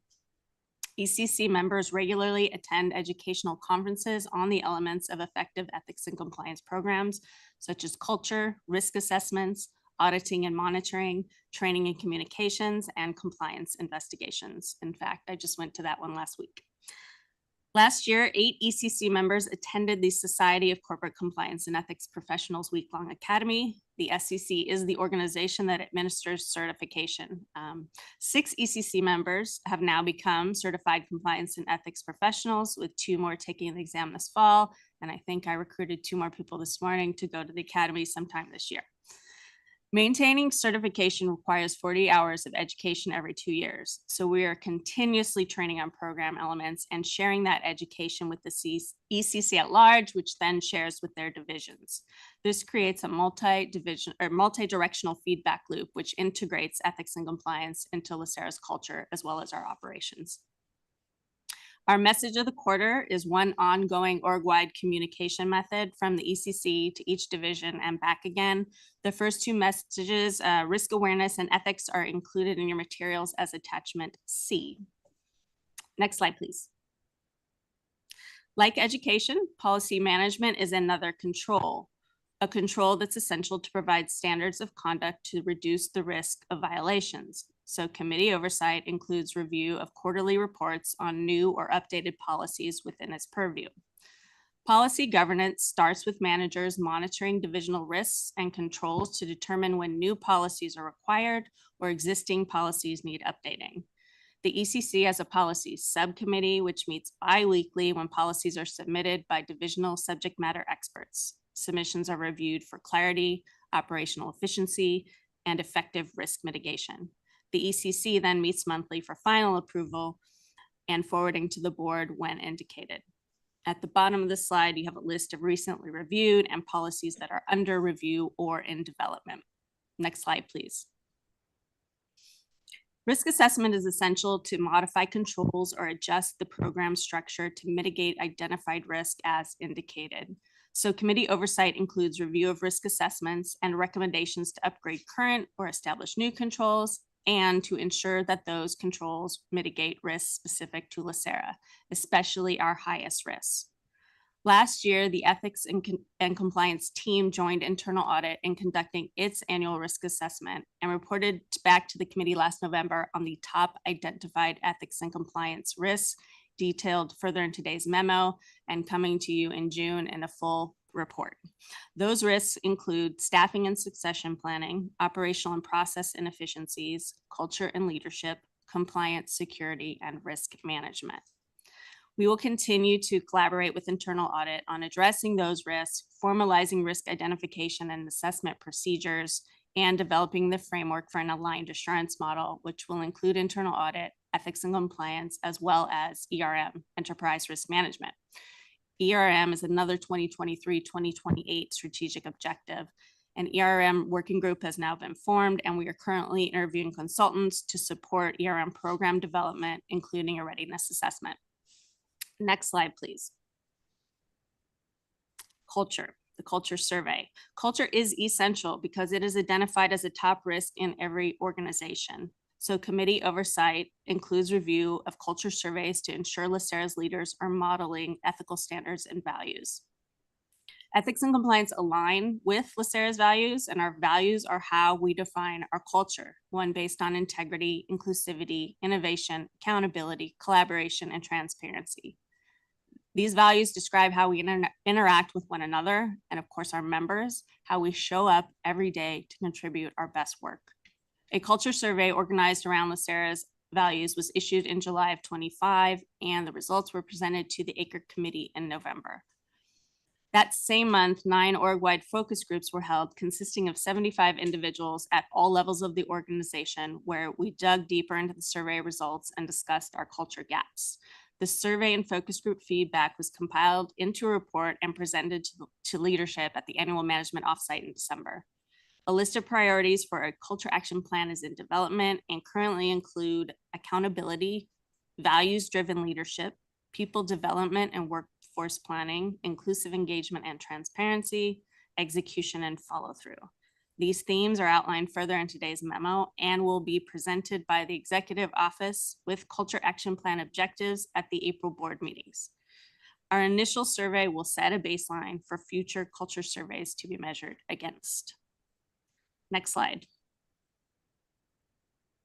The code of conduct is essential for the program because it represents who we are as an organization. It states our fiduciary duty, mission, vision, and values. It serves as an ethical decision-making guide, and it expresses our commitment to ethical judgment and compliance with laws, regulations, policies, and procedures in the work we do every day. So committee oversight includes review and approval of code updates. As you know, the code has been rewritten and redesigned, basically overhauled for clarity, comprehension, and engagement. It was presented to the ACRE committee in November and again last month. The input from the February meeting has now been incorporated into a final draft, which will be updated by communications, and we are projecting that it will be reviewed by the boards in May. Once approved, code launch, orientation, and ongoing training shall begin. Next slide, please. And finally, designated ethics and compliance personnel responsible for the day-to-day operation of the program are critical to its success. So the committee provides input on and approval of the CECO's appointment by the CEO.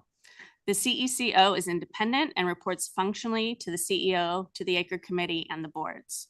The Board of Supervisors has formally approved an ordinance adding LACERA CECO and deputy class specifications and salary to the county code. I believe they have one more item they need to make it official, but we can proceed with this plan.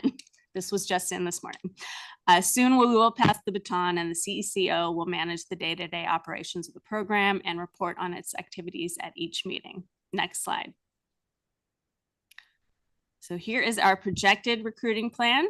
So far, we remain on task. An RFP for a recruiting firm was posted March 2nd. Responses are due by the beginning of April, and we're aiming for a resume canvas in May. In June and July, the ethics and compliance team, including the executive office, will begin the initial rounds of interviews to be followed by ad hoc committee interviews. The ad hoc committee will be comprised of trustees appointed by Chair Martin, as well as the Board of Retirement and Board of Investment chairs. By August, the CEO will select a candidate to be forwarded to the ACRE committee and boards for final approval. Our goal, aggressive, enthusiastic, whatever you want to call it, our goal is to onboard the CECO by September of 26.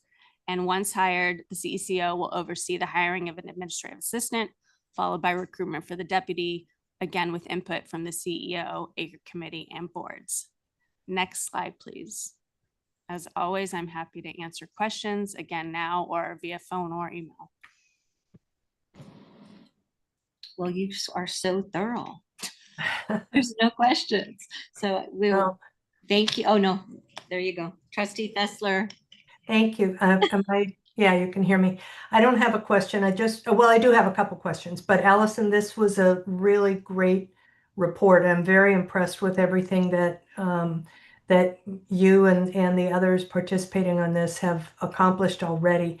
I have a couple questions just for my own edification. When did all of this start? This focus on getting an ethics program in place and putting together the elements that are needed to become as robust as we're heading toward? I can tell you when it officially began in the 23, when it was in the strategic plan. So we'd probably have to back up 1 or 2 years when it became a seed of an idea. But I imagine it was an idea before then when Mr. Rice came on board in 2015. And I can tell you in October of 24 was the charter, the Ethics and Compliance Program charter ran through the gauntlet of the OOC, the JOGC, both boards. So the charter began in 24, and then we started, that was also when the foundational work plan was formed, and we started these particular activities. But it's been, I think, in LACERA's ether probably for over a decade, thanks to Mr. Rice, and he graciously brought me on board to help bring it to fruition. Well, that's good. Thank you for the history. You guys have accomplished a lot then in a relatively, considering that you started basically from an idea. To get an idea into this level of detail and implementation in that period of time is really quite an accomplishment. My other question is, are other agencies doing something like this? And if so, have we been looking at what they're doing? Are they looking at us? I mean, I kind of have a sense that we're maybe on the cutting edge of this, but maybe I need to ask before I start bragging. You can brag. Okay. We are on the cutting edge. At least one of our consultants is saying we are ahead of the game. I know OSERS just hired somebody 2 years ago. When we were working on the charter, I actually have a list of all of the other pension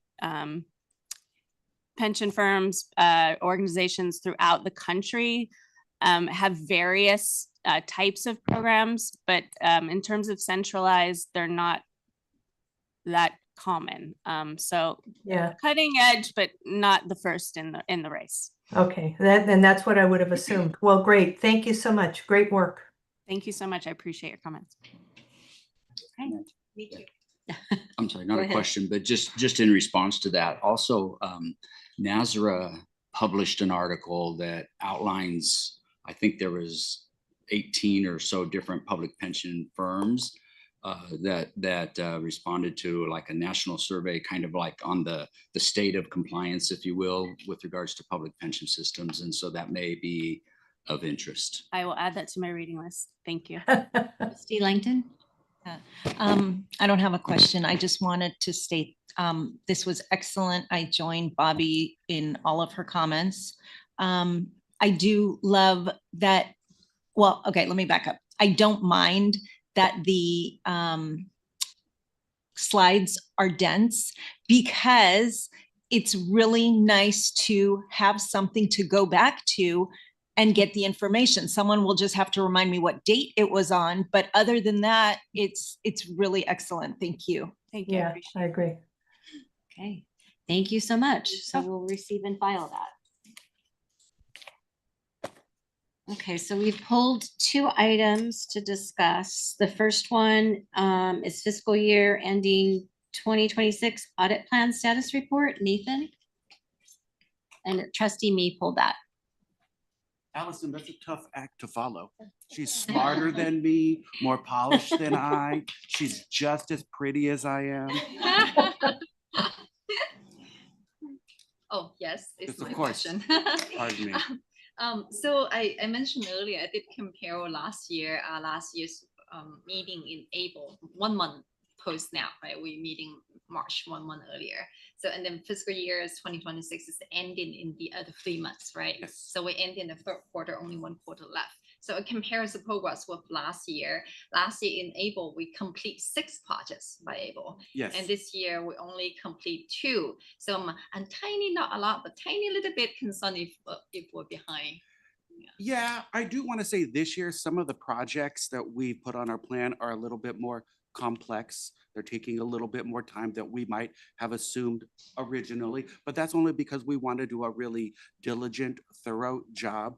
And I must say, I'm not proud to admit this, but it is kind of status quo for us to start a lot of things slowly trickle in, and then the last quarter, we have a big push where we look to get everything completed. Generally speaking, we've met the standard of completing, I think it used to be 70 or 80% of the audit plan. This is according to the IIA standards, and I think they just upped it to 85. So we have a good push. I think right now, if we complete the in progress items, if we were to complete all of them, that would put us at a 97% completion rate. But yes, we have completed less this year in comparison to last year. That is a fact. But we are working diligently to complete as much as possible. So there's nothing to concern. We're going to get there the last quarter. We're going to give 100%. We want to complete this, and we're always assuming when we put these plans together that they're completable. I think Leisha has put a really pragmatic list together, taking into consideration what we had to start at the beginning of the year and the way some of the projects have went and what she's done to really set us up for success to finish this year. Perfect. Thank you. Thank And you for this explaining. just added on to what Nate's comments is that we do have several projects that are currently in progress. We're anticipating that those will be completed by the end of the fiscal year. At this point, there's just 3 projects that we haven't started. So everything else is underway as well. Just to give you more confidence that we're moving forward, we're going to have this audit plan completed. Perfect. Thank you for the confidence. Yeah. Okay, trustee Fay has a question. Trustee Fee, huh? That's cool. That could be like a just to Nicole's point or Trustee Me's point. Oh, me and Fee. There we go. That's why. Combined 2 last names. One thought, so when hearing 6 and 2, is that is a count, but that is not an indication of how much work it actually takes to get something done, correct? So there can be one thing that is humongously huge and another thing that could be very small, but they would still be a line item. So what I do, and it was more with my team, but also what's more common in the tech side, is you can create like a unit of work And then say like a unit works, with whether it's a number of hours or something, but something that allows us to see you're putting it 100% because there's only so many hours in the day. You're working on it. We know you're working on it, and there's some of the hardest things to solve are the biggest things, and that doesn't adequately get shown in the line item. So perhaps if there was some type of unit that would show like, okay, we're giving up this many units towards this towards whatever I'll say feature, but I'm stuck in my tech brain to this project. And then from there, we can kind of see, okay, well, how are we allocating our time? And then what if something's really big that's coming up, we should know that there shouldn't be as much coming down the pike in terms of smaller things, because time is time. That's just an idea or a suggestion. Yeah, I appreciate the comments. And we, at previous years, we did track all of our time with work hours. We have a system to do that. One thing to keep in mind is that all of our audits, majority of them are new. They're not routine audits that we perform each year. And so with that comes, assessing or reviewing how much time it will take to actually complete some of these. We are getting better as far as defining our scope and objectives so that we don't have like that where we're expanding too much and the time goes by. But that is one area that we will be looking at, how we can better define the types of audits as well as the timing that it will take. And I can provide some additional information on that going forward too. Well, and I should just want to make sure I'm not saying hours, because hours is the worst thing, because if it's new, to your point, you can't actually reference that, but you can say a certain, like there's a certain amount of work, like the idea of like there could be a general amount of work and like a work unit, so not necessarily an hours unit, and that may be translated to hours, but realizing there's going to be some variability around that, we would know how many work units, and then as you have a larger team, you'll have more work units to be able to play around with. Definitely, that's some information I can provide as well. And just some more insight, when at the beginning of each audit, we go through, we identify what the scope and objectives will be, and then we have a timeline as far as how long it's going to take to do the planning, the audit work, and so forth. I can incorporate that into our audit plans. And on a quarterly or most meetings, Nate does provide an audit plan status report that will give you even further insight to the progress that were made, the status, and then what we still have pending. Perfect. That sounds great. We've had some internal conversations about revamping the audit plan status report and how we present it to the committee so that we could show more tangible data and information that could be useful for you guys. Because the way it's been now, I feel it's good, but we have new leadership in place and we're taking some new direction, and we're really looking to evolve some of our reports and processes. And this is something very difficult to do with the PDF. Actually, it's possible, but it's more work. But like a Gantt chart that has the top line and then all these sub areas, and then each area is going to, something might be dependent upon something else to start or stop. Something else can be concurrent. You show what the progress are in each of those things, and then you don't have to talk as much because we could see it all on a map. Yeah, they're speaking our language. We have it actually in our teammate, our audit software, where we can plot out all of our audits to sort of gauge the timing so we can see the allocation. Perfect. Yeah, that'll make it easy for everybody on here to be able to look at, see like, oh, that makes sense, and then fewer questions because everything makes sense. Okay, looks like we're good with this one. We can file it away. Thank you for your time. Thank you. So next up is follow-up recommendations. Gabriel, you're going to join us. I'm going to let our consultant Larry start this one. Or do you want me to? Yeah, question, yeah. Gabe does have an overview, if you would like overview. Oh, sure, let's do that. Let's please do that. That would be a good idea. Thank you. So our recommendation follow-up covers the activity period from November 1st, 2025 through February 28th, 2026. So on page 2 of the memo that you have in front of you, it provides an overview of both closed and outstanding audit recommendations. The chart in the lower left displays the outstanding recommendations by risk rating. It highlights both individual and combined divisions with color coding to indicate risk levels. For example, red for high risk, as you know, and yellow for medium risk. The chart in the lower right shows the aging of outstanding recommendations. So as illustrated, we have currently 1 recommendation between 6 to 12 months old, 5 recommendations between 12 and 24 months old, and 1 recommendation more than 36 months old. So I wanted to point out that we currently have a structured process for the management to accept the risk associated with recommendations that remain open for an extended period of time, which requires management's acceptance of the risk and additionally approval by the division manager for low risk recommendations, the AEO for medium risk recommendations, and the AEO and DCEO for high risk recommendations. Additionally, the CAE reviews and approves all closure write-ups and supporting documentation before the issue is formally closed. So going forward, the CAE, or going forward, we will apply this process more consistently by reviewing outstanding strategic and organizational recommendations to determine where risk acceptance is the most appropriate resolution. So we plan to conduct a comprehensive follow-up assessment at the end of the fiscal year so that we can address any outstanding recommendations and determine whether they can be closed or not as it relates to management accepting the risk.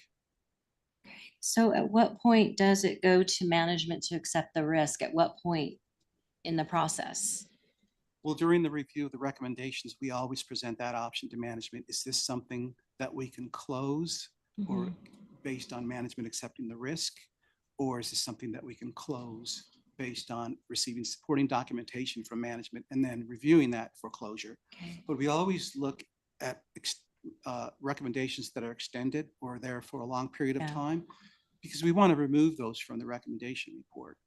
I think that's the concern that we're talking about. Yeah. We always try to remove those. And we have done that in the past for some of the IT sensitive recommendations where we've had the acceptance of the risk by management, and we have removed those successfully based on that. Who is management?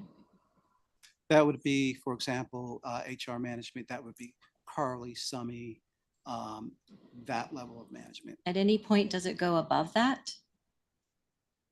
Yeah, we review the recommendations. No, above Carly's level. Yeah. So for when any does that recommendation, happen? For an extension for a recommendation, the extension has to be reviewed.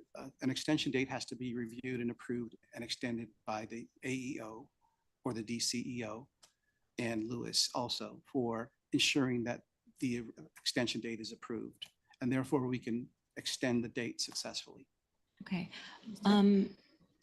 And I come from the audit background, so I'm going to ask mitigation. I mean, I understand that a lot of times it takes a while for recommendations to go into place, but we try to stress mitigation. Is there a way to make sure that you can mitigate the risk?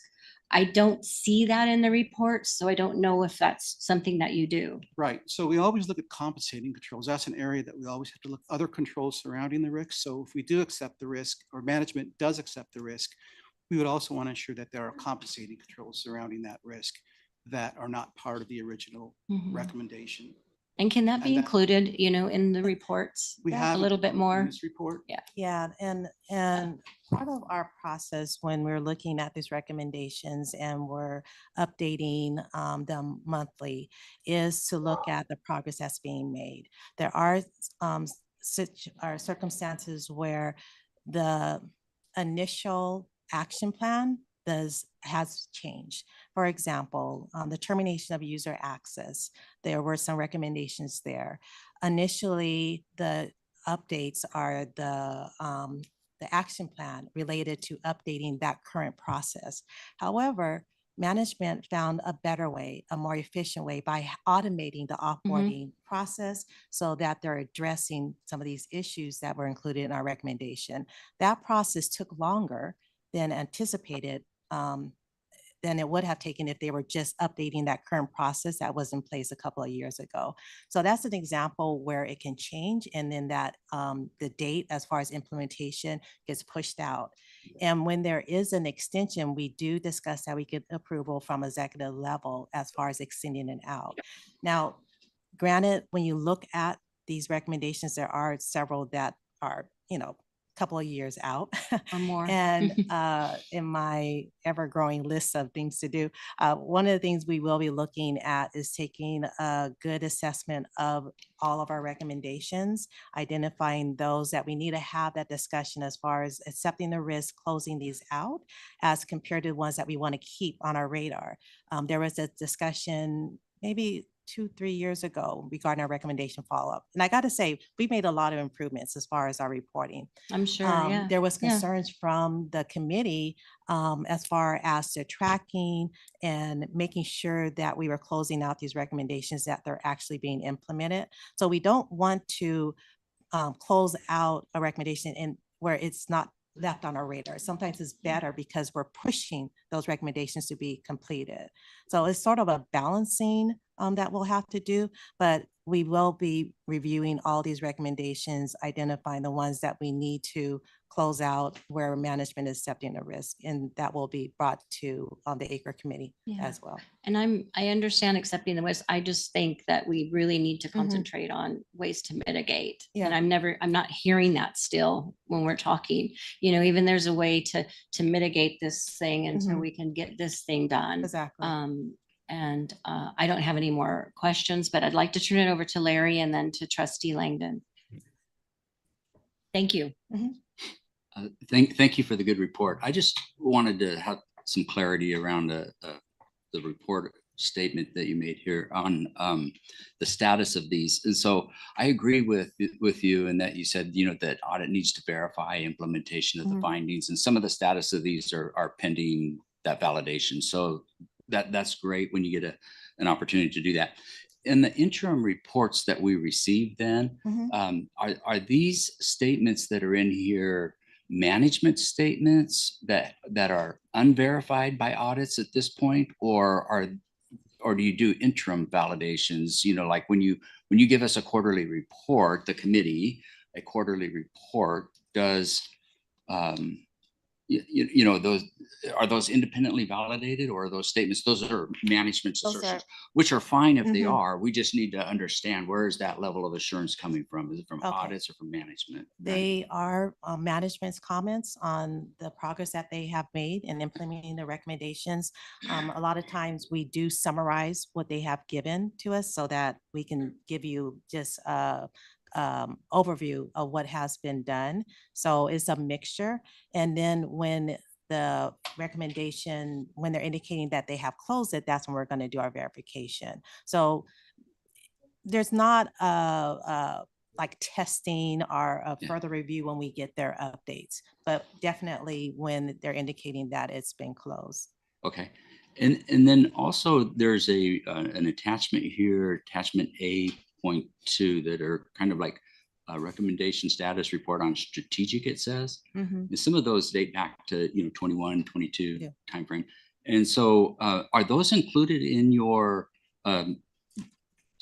bar charts that are in the report here of how many are outstanding and the dates, or is that like a separate category? It's a separate category because those are the recommendations that are tied to strategic initiatives. And so they're going to take much longer in order to implement. And we usually do our review on those on an annual basis, even though they're reported in here. That's why there may be some lag as far as the information in there. Again, this is just an area that we can also tighten up and provide additional details on. Okay. Okay, good. In your policy that you have with regards to outstanding findings and the need for corrective action plans, is there any kind of policy requirement that, you know, say like a finding extension is made for like a 1-year period, right? Mhm. And then after that 1-year period, you're going to seek the approval for those extensions based on the hierarchy that Mhm. was outlined. Mhm. And but is there any kind of requirement that, like, we need as part of that approval process, a risk assessment or an impact analysis of, you know, if we extend this out, what does that really mean, along with those additional or controls that you're considering in the process? Is that part of the requirement, or because we need to kind of understand these are high, some of these are pretty, high risks. Yeah, and I agree that that's a very good comment. Our process includes additional levels of approval based on the rating of it. That's what, as Gabe just went through the different levels.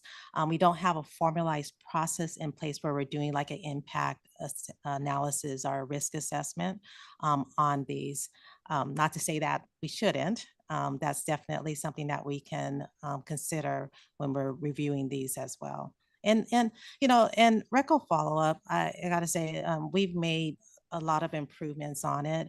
Each year we evolve and we, try to improve the process. Last year was about the transparency and the reporting. And we also move a different auditor to oversee those recommendations because it's good to get a fresh perspective. This is the last time that Gabe will be presenting on recommendation follow-up. There will be a new auditor, and he will be looking at even furthering our improvements on recommendation follow-up, on how we can use our system a little more effectively.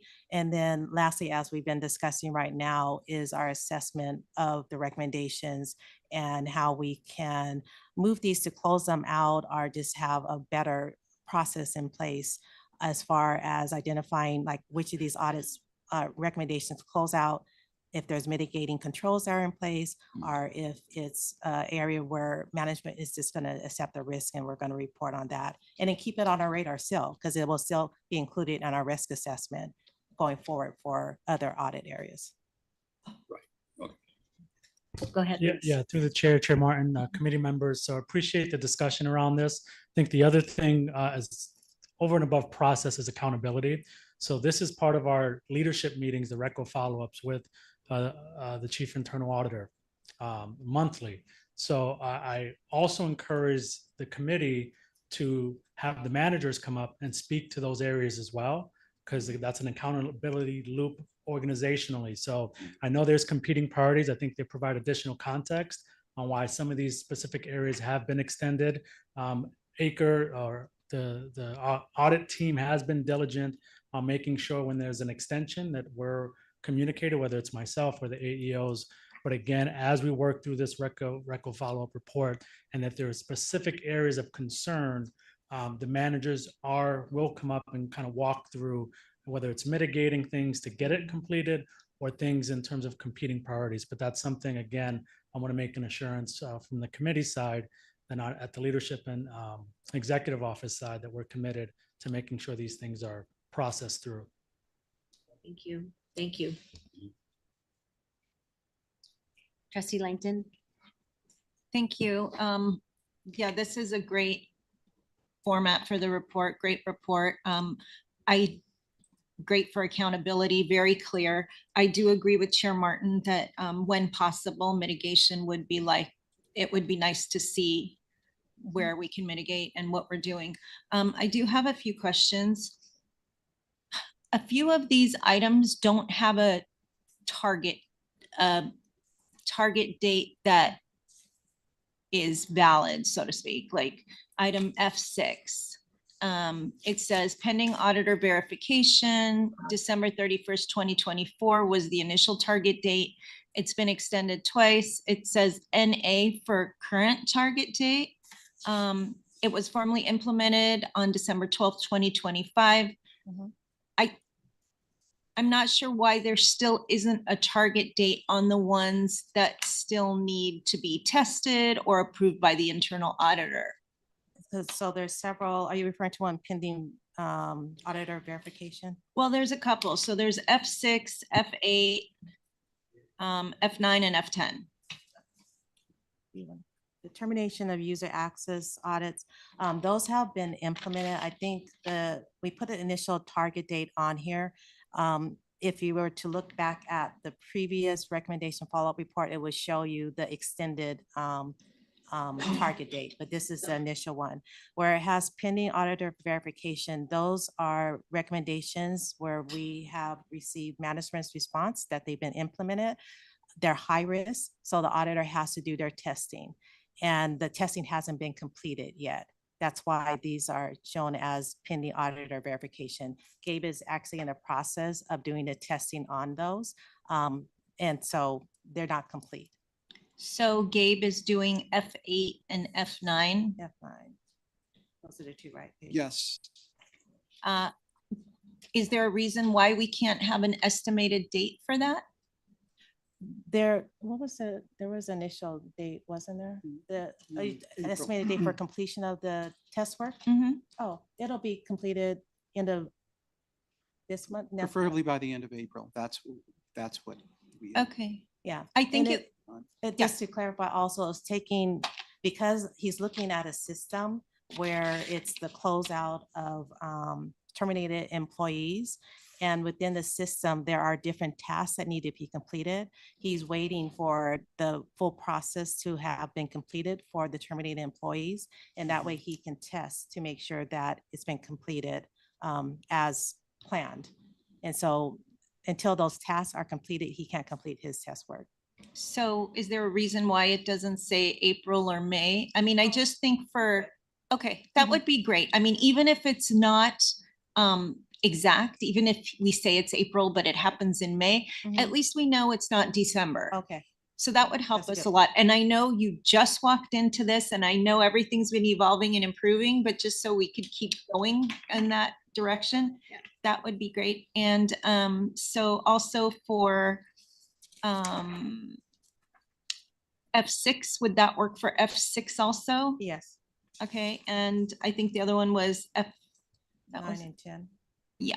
Yep. Okay, great. Thank you. That's all I ask. Anything else? Okay. Receive and file. So, Letitia, I'm just going to ask, there's, Leisha, I'm sorry. Yeah. Where did you get the T? Oh, no. It's like, okay. why do I forget my glasses and why was I late? And yeah, okay, let's keep going. And why do I like the hammer? Do you, you have two verbal updates? Do you want to go ahead? The first and one I with think those? relates to audits and conducted outside of internal audit purview. And retirement health services, there is a Siegel has completed their claims audit. And the final draft of the report is currently under review. They'll be bringing the final report to the IBL committee in May of this year. That's the only one. All right, thank you. Anything from Larry, consultant? Larry? Yeah, thank you. I appreciate the revisions that you're making to your risk assessment process. And as you embark upon that next month, I would just like to really encourage the committee participation in that process. And you know, we have new committee members that haven't seen it yet, but your input is very valuable for the internal audits in order to address any concerns that you have or any thoughts that are around risk in the organization. Just would like to encourage, you know, high level of participation. Thank you. Thank you. So we're moving on to items for staff review. I'd like to turn it over to Trustee Langdon.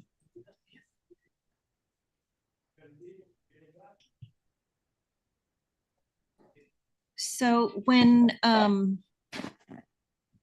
you first become a lawyer, you learn, somebody along the way teaches you that your best closing argument will happen in the elevator on your way out of the trial. Okay.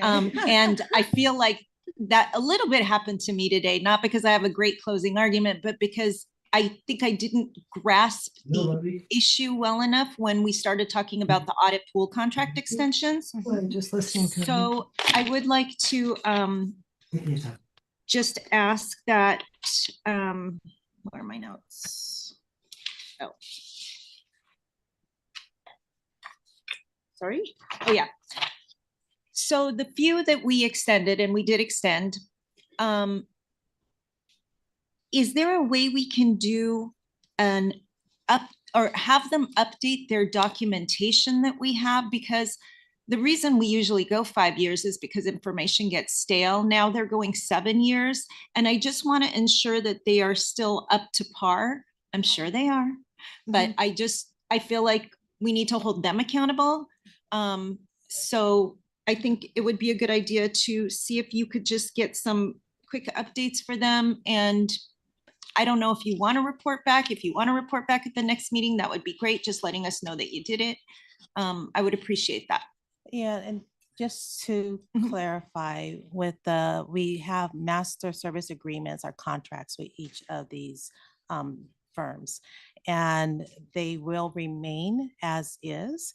There is a complete vendor management process for all of our contracts through our administrative services. They ensure that if the contract says there needs to be the insurance requirements, all the other requirements within the contract, they make sure that's in place before we even sign off on it.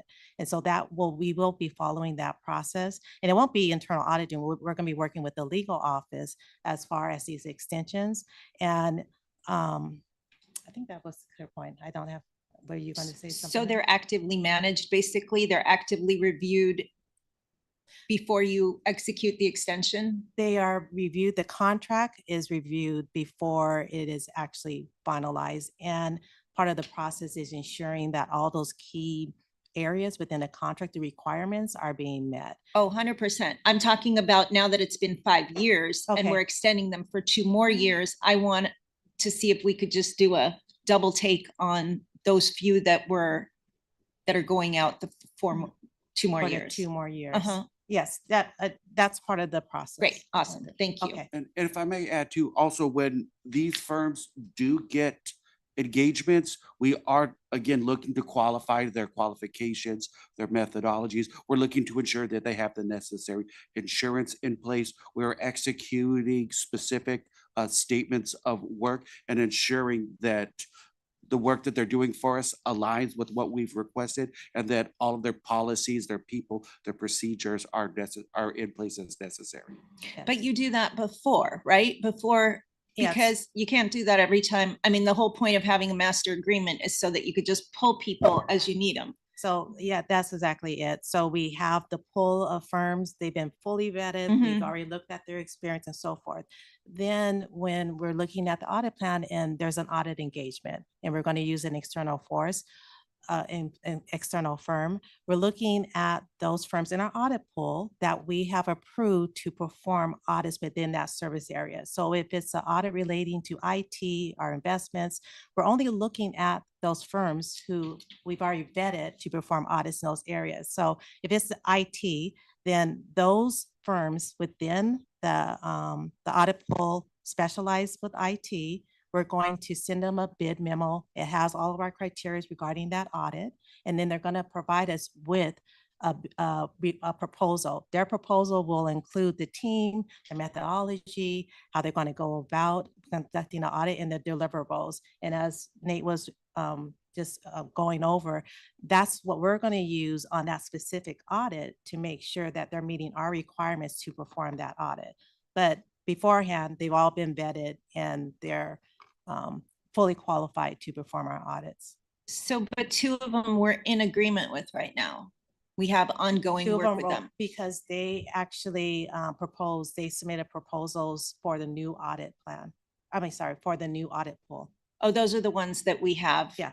They were in the old one and they're going to be in the new one because they submitted proposals and they were selected to be included in the new audit pool as well. But we're not extending those, because if they're already in the new audit. We don't Yeah, need to I'm only extend those. talking about the people or the agencies. Yeah, the 5 who, because I think you said that there were 2 of them that you're currently in agreement with. So if we're working with them, it's been 5 years. That all I'm asking is that we update or recheck their documentation before we sign the amendments. Thank you.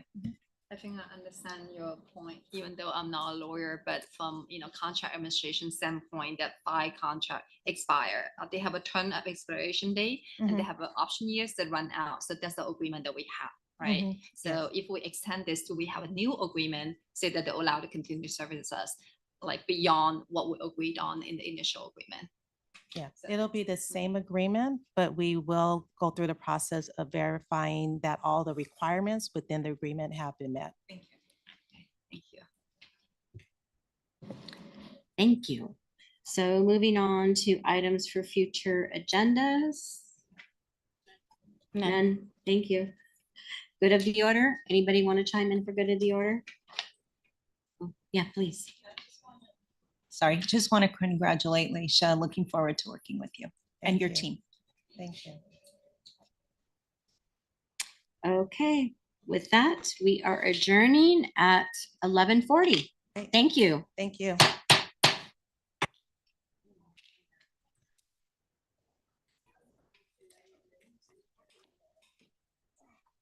Recording